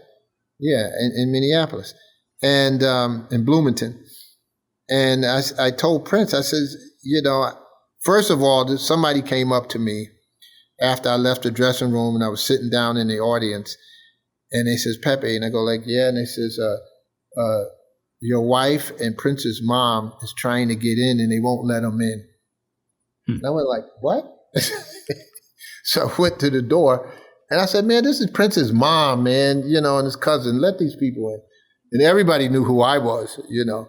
So they let them in and stuff. And I went back to the dressing room and told Prince I had to get your mom and Chantelle in and stuff because they wouldn't let him in. So he just looked at me and said, "All right, cool, you know, great." And he did a good show and stuff and everything like that. But it was okay. It was okay. Did you see a change in him? Yeah, I did. Time? And that was one of the reasons why I left, because Prince started changing, and I knew that one day he was going to say something to me that I didn't like. And me being from Brooklyn, I didn't want to punch him in his face. So what would make you think he was going to say something? Have you seen things before? I was looking at how he was talking to people, how he was taking control of a lot of things. See, it used to be when Prince wanted something from the store, he would say, "Oh, I got to go to the store and get me some soup or something," or whatever it is. And then people would go like, "No, I'll go get it. And then Prince would go like, "No, I'll go." And then Prince would go. And the next time it was, "Oh man, I got to go to the store and get me a salad or some chicken or whatever." And people would go like, "Oh no, let me go. I'll go." And Prince says, "Oh, okay," you know. And that's how it started. And these people started going to the store for him. So now, all of a sudden, Prince started saying, "Hey, go get me some McDonald's, or go get me some soup, or go get me a soda, or go get me this," you know. And I started seeing the change in him then, you know. He wasn't the really Prince that I knew from a while back. You know, he started changing his stuff, you know. And then I had asked him when I was in Chicago and doing promo for him, and I came back, I said, you know, "Prince," I said, "when you go to Chicago, you know, before you go to Chicago, I want you to call these guys up from the radio station who were playing your music and thank them for playing your music. And he said to me, he says, do you think the record is a hit? And I said, yeah, I think it's a hit. Then he goes, then I don't need to call him. See? So he started changing, man, And then plus that thing when he did with Dick Clark on American Bandstand. And I met Dick Clark, I met his wife, and everybody, so I knew Dick Clark. And he was on American Bandstand.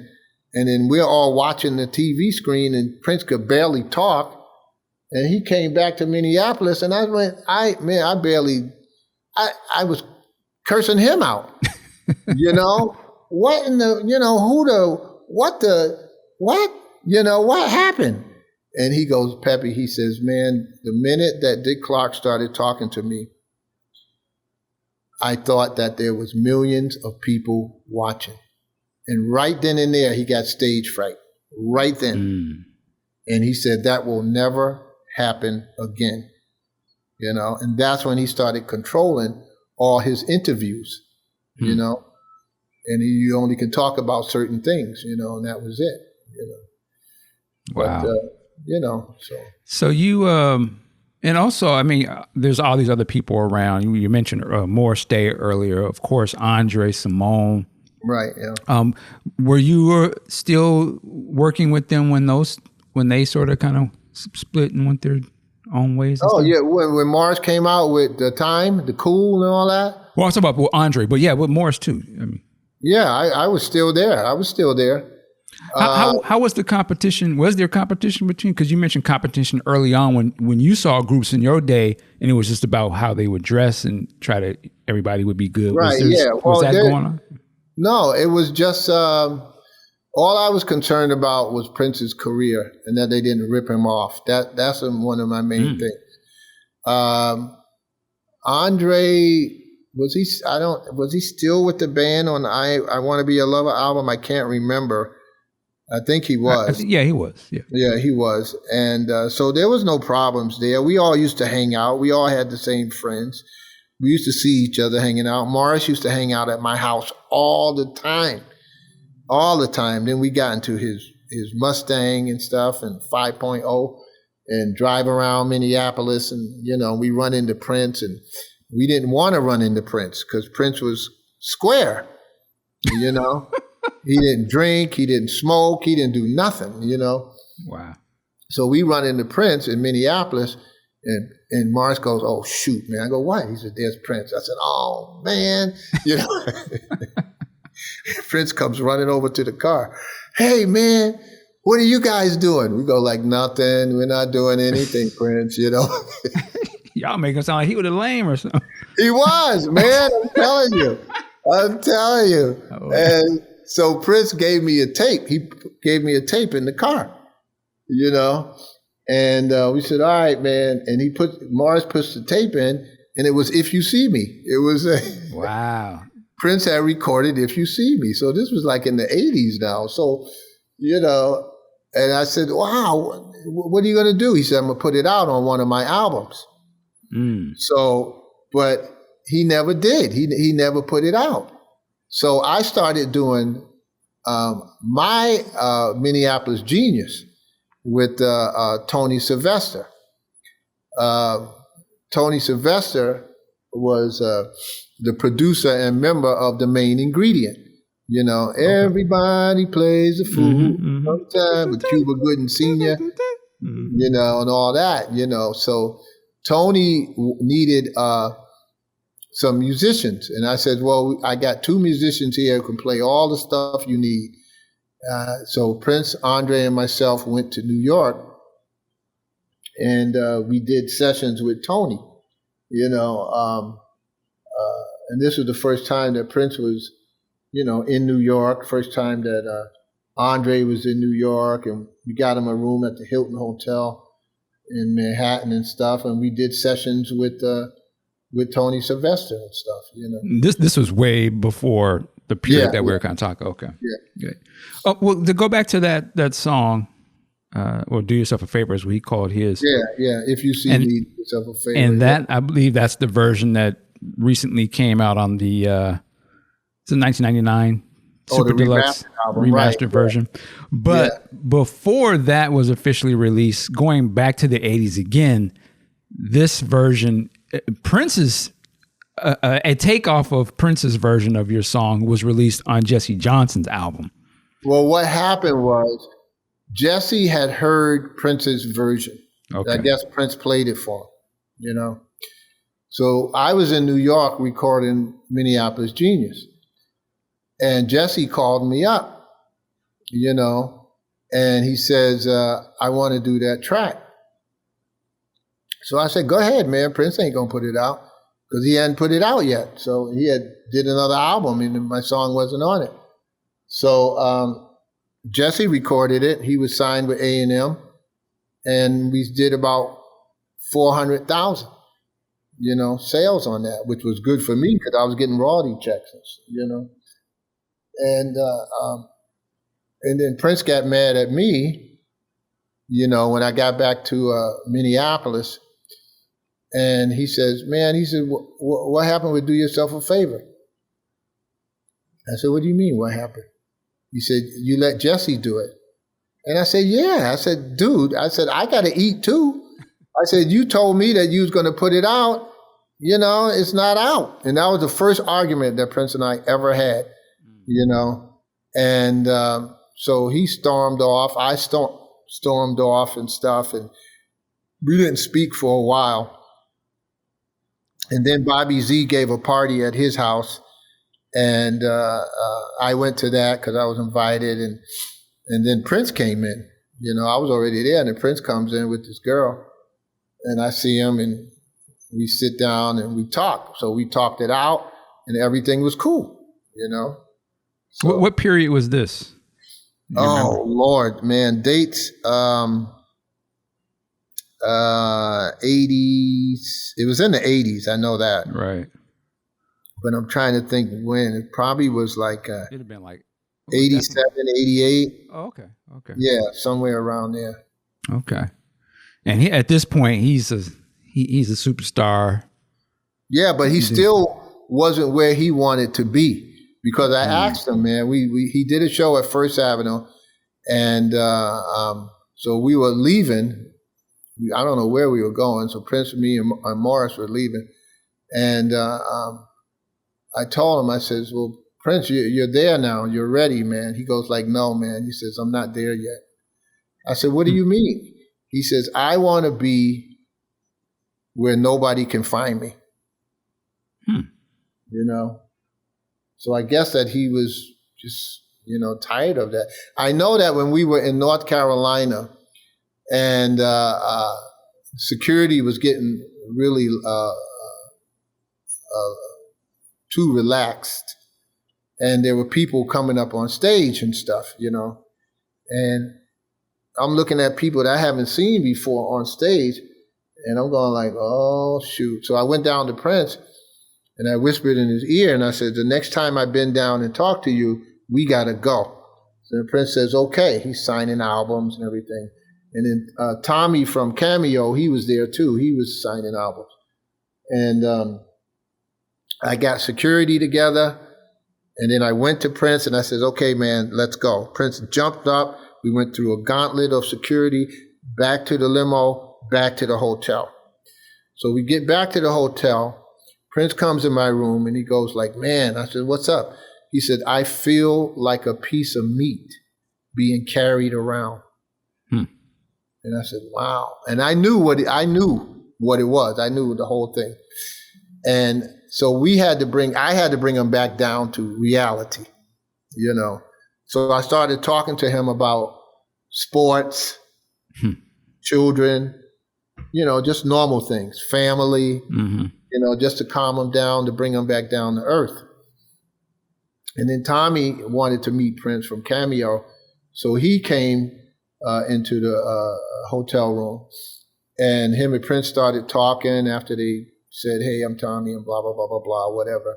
And come to find out that Tommy lived in New Jersey in the same building as Prince's half sister, Sharon. So it was like, oh man, the small world. You know what I mean? So, and Prince was okay then. He wasn't feeling what he was feeling before, being carried like a piece of meat or whatever and stuff, So at that point, I thought, oh, okay, now Prince knows. He knows how to handle himself when he gets in that position again, So after that, I think I worked with him for a short period of time after that. Then I decided to go. And I thought that he would be able to handle anything that he came across, And but he didn't, he didn't, man, What do you mean he didn't handle? He couldn't handle it? Well, it was because when he got weird, He got weird, man. He was alone all the time. We used to call him the lonely guy, When Thanksgiving comes around and Christmas came around, Prince was all by himself. Where you're supposed to be with your family or your friends and stuff like that. He wasn't even around Andre, because when Andre left, and Andre was his best friend.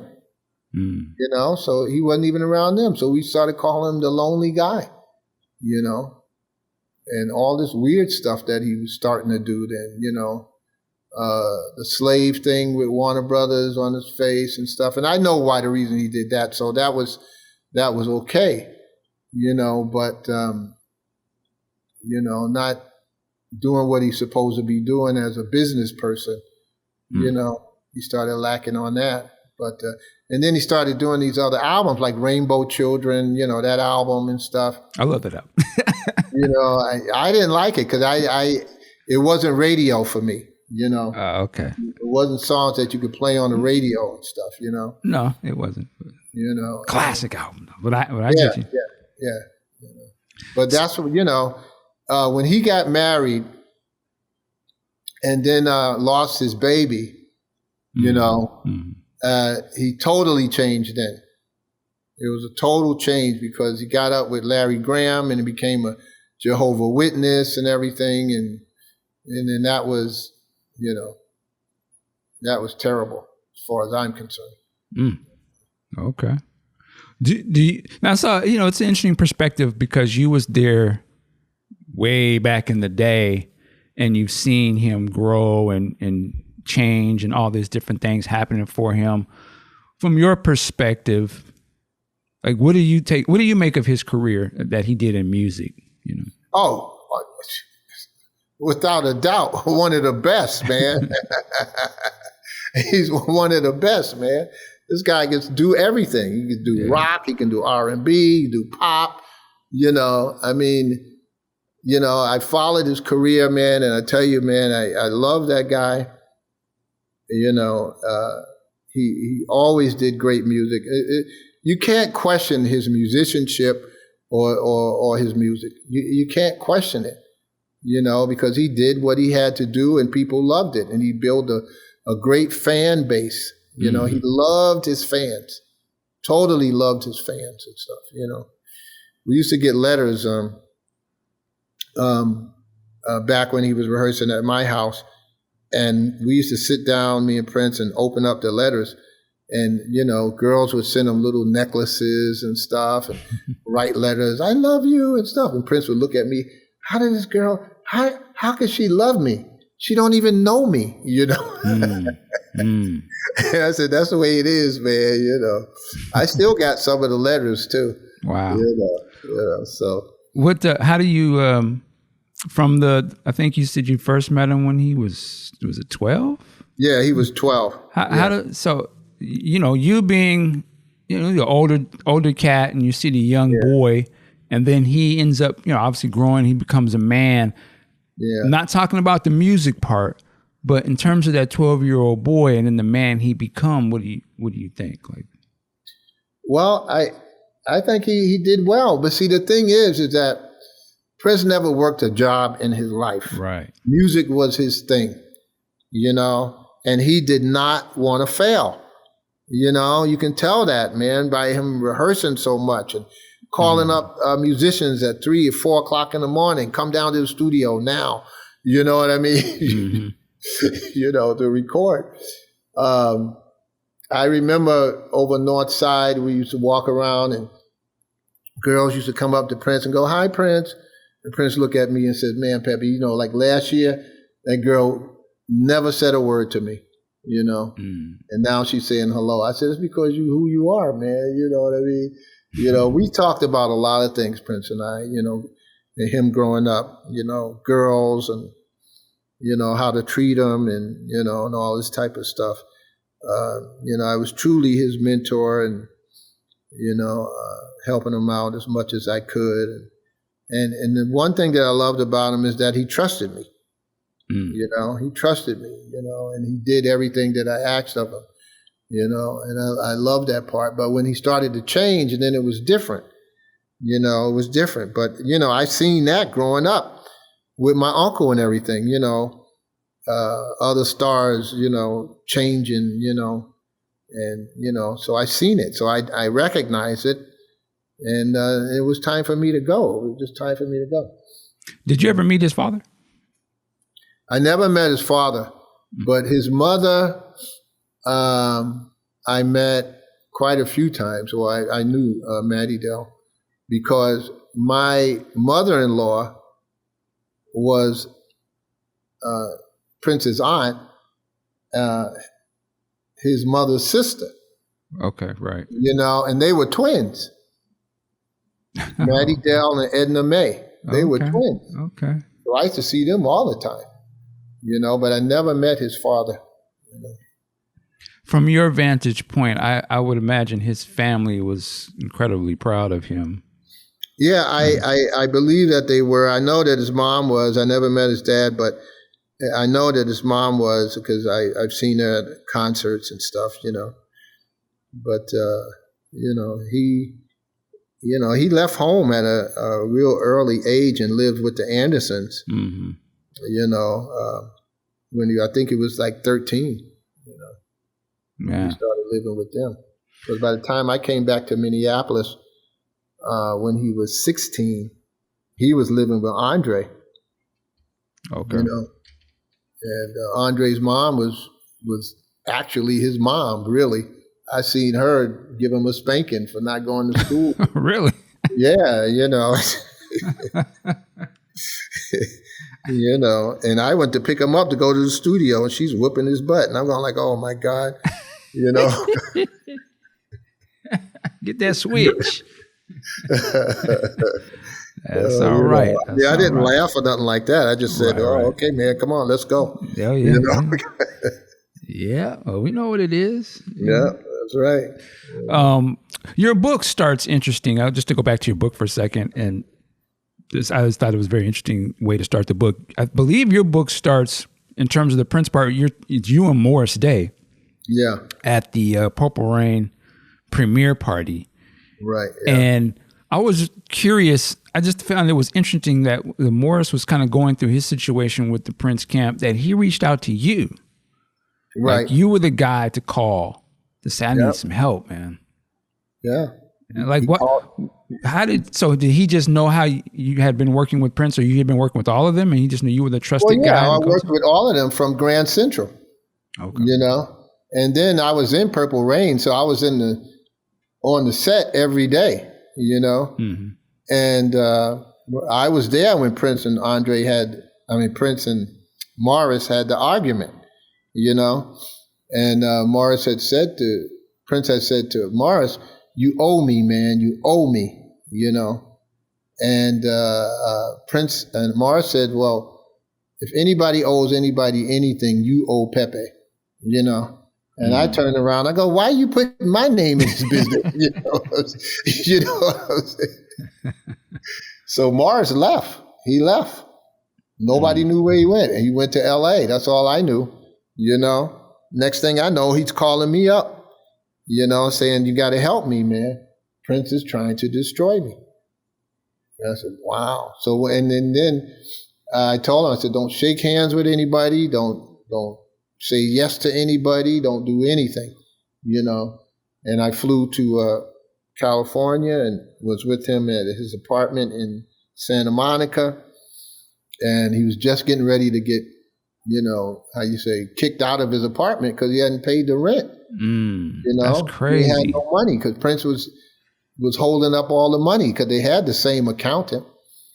Wow. And then what happened was there was a $17,000 tax return from the federal government that Morris was supposed to get that was at the office. Now, Prince and his accountant was in Europe at the time, and which was lucky for us because we called the office. Morris' mother called the office and said, "Look, that's his money. You'll get in trouble with the government. So you make sure you courier that money right over to us, that check." So we got it. Morris cashed the check. We got his Porsche out of the shop. He caught up on his rent. And then I started building his team for him. I said, okay, you need a manager. You need an agent. You need an accountant. And you need a lawyer. So we started looking around. So I found David Braun, and we interviewed with him, and he knew Mo Austin, and Mo Austin, who was the president of Warner Brothers, get along very well. Because I told Morris, I said, anybody that you get have to get along with everybody. You can't have this guy don't like that guy, and that guy don't like that guy. Everybody's got to work together on this, And we had got this one guy from Triad Agency. We got Rennet and Feldman from as his accountant, and we were talking to Sandy Gallen. Sandy Gallen was manager of Whoopi Goldberg, Dolly Parton, Michael Jackson, and Sandy Gallen.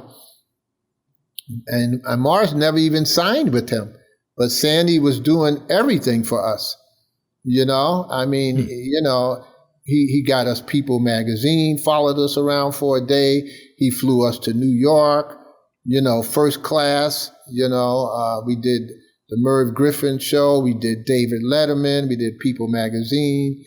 And we came back to California, and we did Rolling Stone. We did, what is it? LA Times, and we did over 80 interviews that Sandy did with us, and that's how I met, because we was in New York, that's how I met Whoopi Goldberg and Calvin Klein. And Calvin Klein was a friend of Sandy Gallen, and he came to New York, and he invited Morris and I up to Calvin Klein's apartment. So we went up there, and then Whoopi Goldberg was there, So we was hanging with her for a minute, Is that, you don't have to say it here, but isn't there an interesting story with Whoopi and you in the book or something, where you come to find out you had met her a long time ago or something like that? That's when I met her with Morris Day and stuff. Oh, okay. Just to go back to the Morris thing, so when he reaches out to you, and this is before the movie had been released, it was for the party. Had you had an opportunity to see the movie before it came out? No. And I asked that. Okay, that's interesting. I asked that because it's, after that movie comes out, Morris Day shines so well in that movie. He's right. And so I'm curious, I was kind of curious, what was the incentive to work with Morris, and then all these other people are sort of, did they already recognize this dude is going to be, he's a star too? They knew Morris was a star because what happened was all media, everybody was trying to get to Morris Day. Everybody, but what happened was, they contacted Prince's people in California, and all Prince had told them, if anybody asks for Morris, tell them that Morris is not available. Wow. And that's what happened. So now when I got there and put his team together, and then I went up to the president of Warner Brothers, and we were talking and stuff, and I said that Prince had a contract with Morris, and the royalty rate was too low. So Mo Austin had moved up his royalty rate to like 16% and said, don't tell Prince, Really? So we couldn't tell him. So now one of my friends was dating this woman, and her name was, oh God, it was on the tip of my tongue before. She was the host of Entertainment Tonight, the first host. I know it's in my book, but I can't think of her name. No, Dixie Watley. Dixie Watley was the host of Entertainment Tonight. And I called her. And because I had a number, because I used to stay with her and her boyfriend in New York when I went to New York and hang out for a while. And so I called her and I said, Dixie. She says, hey, Pepe, how you doing? I said, I'm doing fine. I says, how would you like to have Morris Day on the show? And she flipped. She goes, what? Everybody, I've been trying to get to him. Everybody's trying to get to him. Where is he? I said, he's right here in Los Angeles with me and stuff. And she says, okay, I would love to do it. I would love to do it. Where can we do it at? And I says, I don't know. I said, I'll call you back. And I went and I talked with the president of Warner Brothers. And I said, I got Entertainment Tonight, want to interview Morris. Where can we do it? He says, we'll do it right here, Burbank, California. So we did it right there. Entertainment Tonight came into Warner Brothers in Burbank and interviewed Morris right there. Wow. So I had to break the situation between Morris and Prince. Did Prince ever talk to you about this? Like, what do you do? Yeah. We talked after we saw the premiere of the movie, and Prince was kind of salty when he saw Morris, though. And so me and Morris go into the theater, we sit down, and every time Prince's picture came up on the screen, there was a group of girls that would scream every time. So Morris looked at me, I looked at him, and he goes, he paid him. Hilarious. So that was crazy, man. That was crazy. Listen, are you trying to, do we gather that if not for yourself jumping in, would Prince kind of had just let this movie come out and Morris would have not even have really been doing nothing? Well, I think that the performance that he did in the film, he would have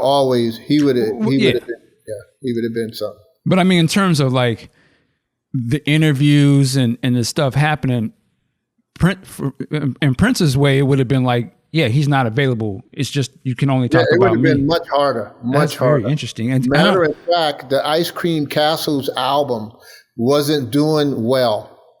And I set it up with Warner Brothers to call in to all the radio stations where the record was weak at. And so Morris came in, and Warner Brothers had a list of radio stations to call, and we talked to all of those stations, and the album went platinum. Man. So we helped that album to go platinum. It's just interesting because looking at the movie, I mean, he steals the movie. Prince does his thing. Let me be clear. Like, he's dynamic. He stole it. He was the star of the movie. Yeah, but he was like, no one thought that Morris Day would, like, that's so unexpected. And he just came in and he was hilarious. And like, right. I don't see how they didn't think like, dude, this movie's going to come out and yeah, Prince, you're going to be a star, but people are going to be talking. I mean, this guy's huge in this movie that you can't deny. I don't know how you going to like try to push him over to the side. Like, yeah, right. That's interesting. And and they was boys. So it's very interesting. Yeah. That's the whole thing. So, but I say when I sat down with Prince after the after party, and I sat down. He was sitting alone, all by himself.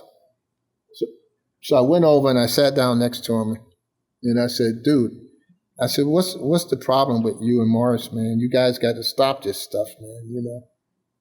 And he said, "Well, Morris, his mother called me a devil and blah." I said, "But are you a devil?"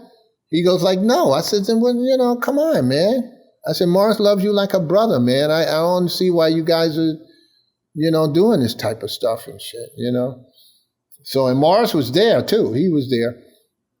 And so Prince didn't, give me any good positive feedback.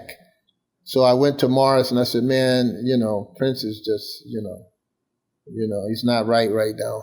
And Morris said, all right, man, let's just jet. And so we left. We got a couple of girls from Hollywood and we left. Did y'all, were you guys just kind of like, man, this, and excuse my language, this nigga's tripping. Like he on some other stuff, man. Well, we didn't know, man. He was just, he was changing, man. He was just different, man, That's unfortunate, man. That's the one thing, I always remember hearing these stories of the time and Prince and Jesse and all that stuff. And then when they weren't around him anymore, I always felt like, man, if only them brothers had stayed together. I know. They were already all great, but it would just even been like just a camaraderie if they, it'd have been even more even fantastic. Jimmy and Terry, because he fired them. Right. But that was the best thing that happened to Jimmy and Terry, know? Yeah. So, I guess everything happened the way it was supposed to. Yeah, that's the way I figure it. Yeah. And then years later, they obviously reconnected and they did another movie and all that other kind of stuff. All right. Oh, so I know I was going to ask you about the Morris thing. I think you touched on this in the book as well. All of that work you've been doing, helping out Morris and stuff, you had to get paid, right? No, I didn't get paid for Morris either. That's when we had our big beef, and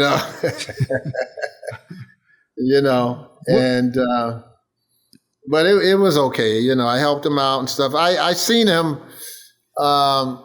When did I see Morris? A couple years ago, at a fundraiser event, and they hired Morris to play there. And it was cool, though. I mean, we're still cool. Yeah. Well, I mean, a lot of time has passed, and people got mature and moved on. But all I know is that I know what I did. Right. I know what I contributed. I know how I helped him. I know he'll never forget it. Matter of fact, his brother, Morris' brother, at that event, it was the Negro College Fund, I think it was. They raised over $1 million and stuff, and I was there with U.S. Bank. And Morris's brother had seen me, and he came from around the stage. And he looked at me and he says, "You Pepe, right?" And I said, "Yeah, man. Hey, what's going on, brother? How you feeling?" And he tried to give me some money, And I said, "What is this?" He says, "You paid for something, I don't know, or you gave me money." I couldn't even remember. It was so long ago. He said, "And I here, take this money." And I said, no. I said, "No, you keep it, man." He said, "No, you got to take it, man. You got to take it." Wow, this is Morris's brother doing this. And I gave it to Marcy. And then he took it out of Marcy's hand and gave it back to me. Wow. And I said, "All right, man, all right." So I just took it. I don't even know how much it was, a couple $100 or some shit. I don't know. But I went backstage after that, and me and Morris had talked for a little bit. And I talked to the rest of the fellas, Jelly Bean and stuff that I know very well and stuff, But me and Morris are cool. Okay. It's important to put that out, man, because I think one of the parts of this story is like, again, we talked about mentors and sharing knowledge. Would you say somebody told you tell people who deserve this information? Yeah. You pass on the information to people who are worthy of it, right. And the thing is, well, we gotta, and this, I always say, I love Prince and all these guys, but there's still lessons and things to learn because they made mistakes and different things that we can learn from. And I think one of the things, man, that I take away from it personally is like when you got cats that invest their time into helping you, and again, may not be there the whole journey. They might just be there for a season, whatever. But when you got real people putting down their time and money to invest in you, you have to show them that respect. And yeah, we respect people, but I'm talking about us as, also monetary and finances. Right. That's just keeping it 100. Yeah, that's we got to be able to say, hey, man, my man, he was there from day one, or he was one of the homies from back in the day. I got you, from whatever capacity that I can get you. Right, yeah. Yo, here's this, man. You all right? Cool. How's your mom and them? Right. You know what I mean? We have to get back to that kind of thing, because that's what can keep us grounded. Especially when we look at, cats like Prince, Mike, and some of the other people, Whitney, when they get so big, and the wolves gonna come that's right. and get in their ear.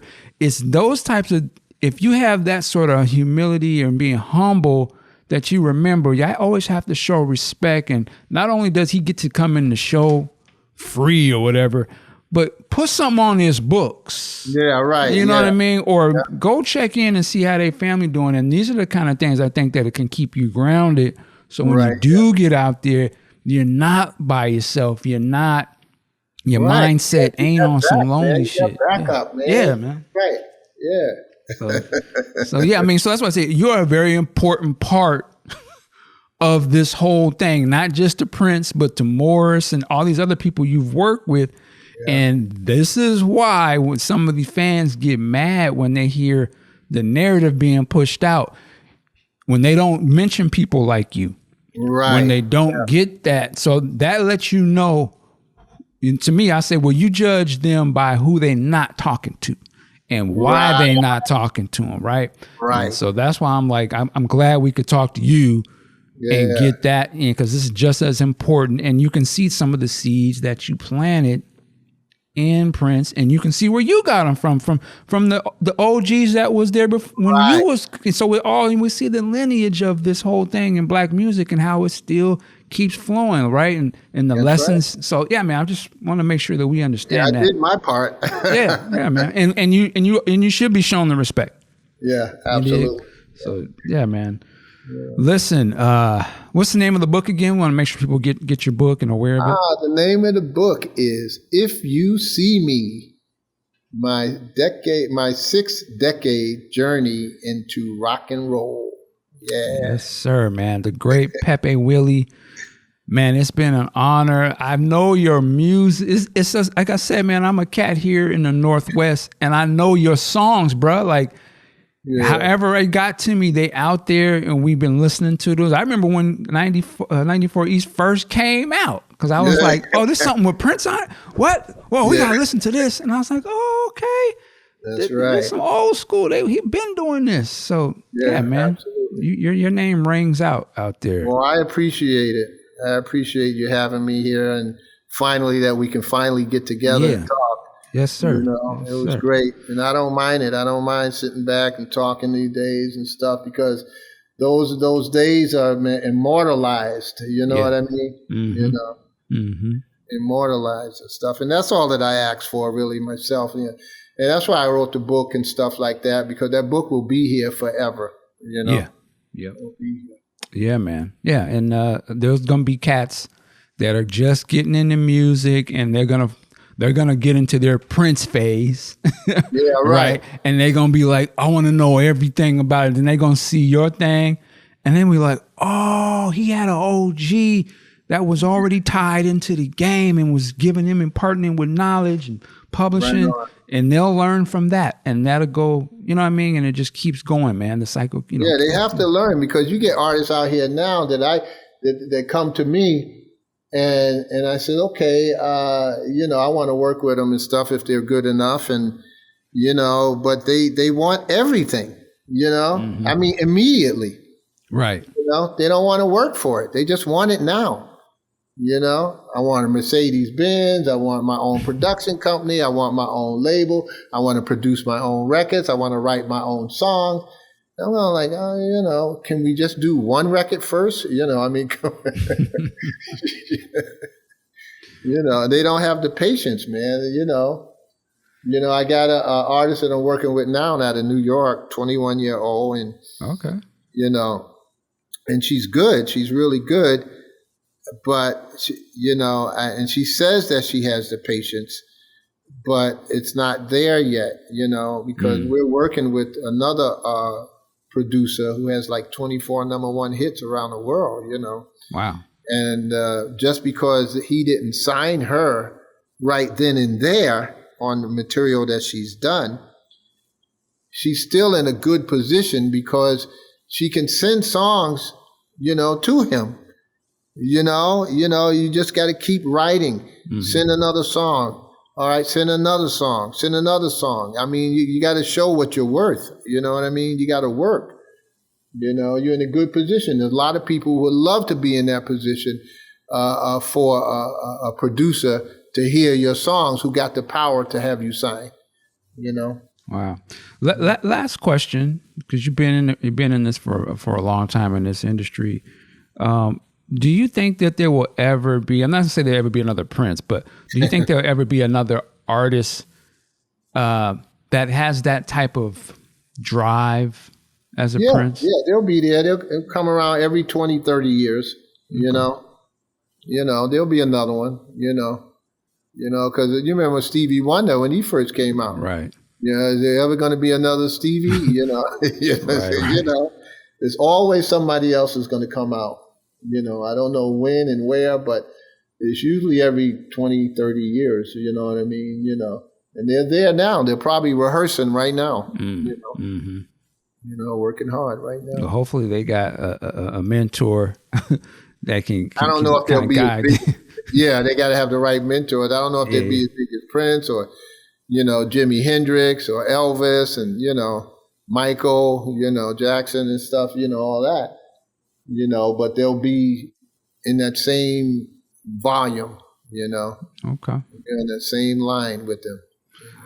All right. Well, we're going to wrap it up again, man. We thank you. I'm speaking from the fans' behalf. We thank you for holding Prince down for the years that you did and just trying to put him up on the game of this whole thing.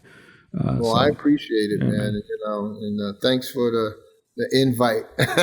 Yes, sir. Well, we had to do it. Listen, ladies and gentlemen, please go out and get Pepe's book. If you see him on these social media streets, say what's up to him. And then, of course, you can find us here at podcastjuice.net. You can also find us on YouTube and on your favorite podcast platform. And like I always say, work it like a job. We'll see you next time. Peace.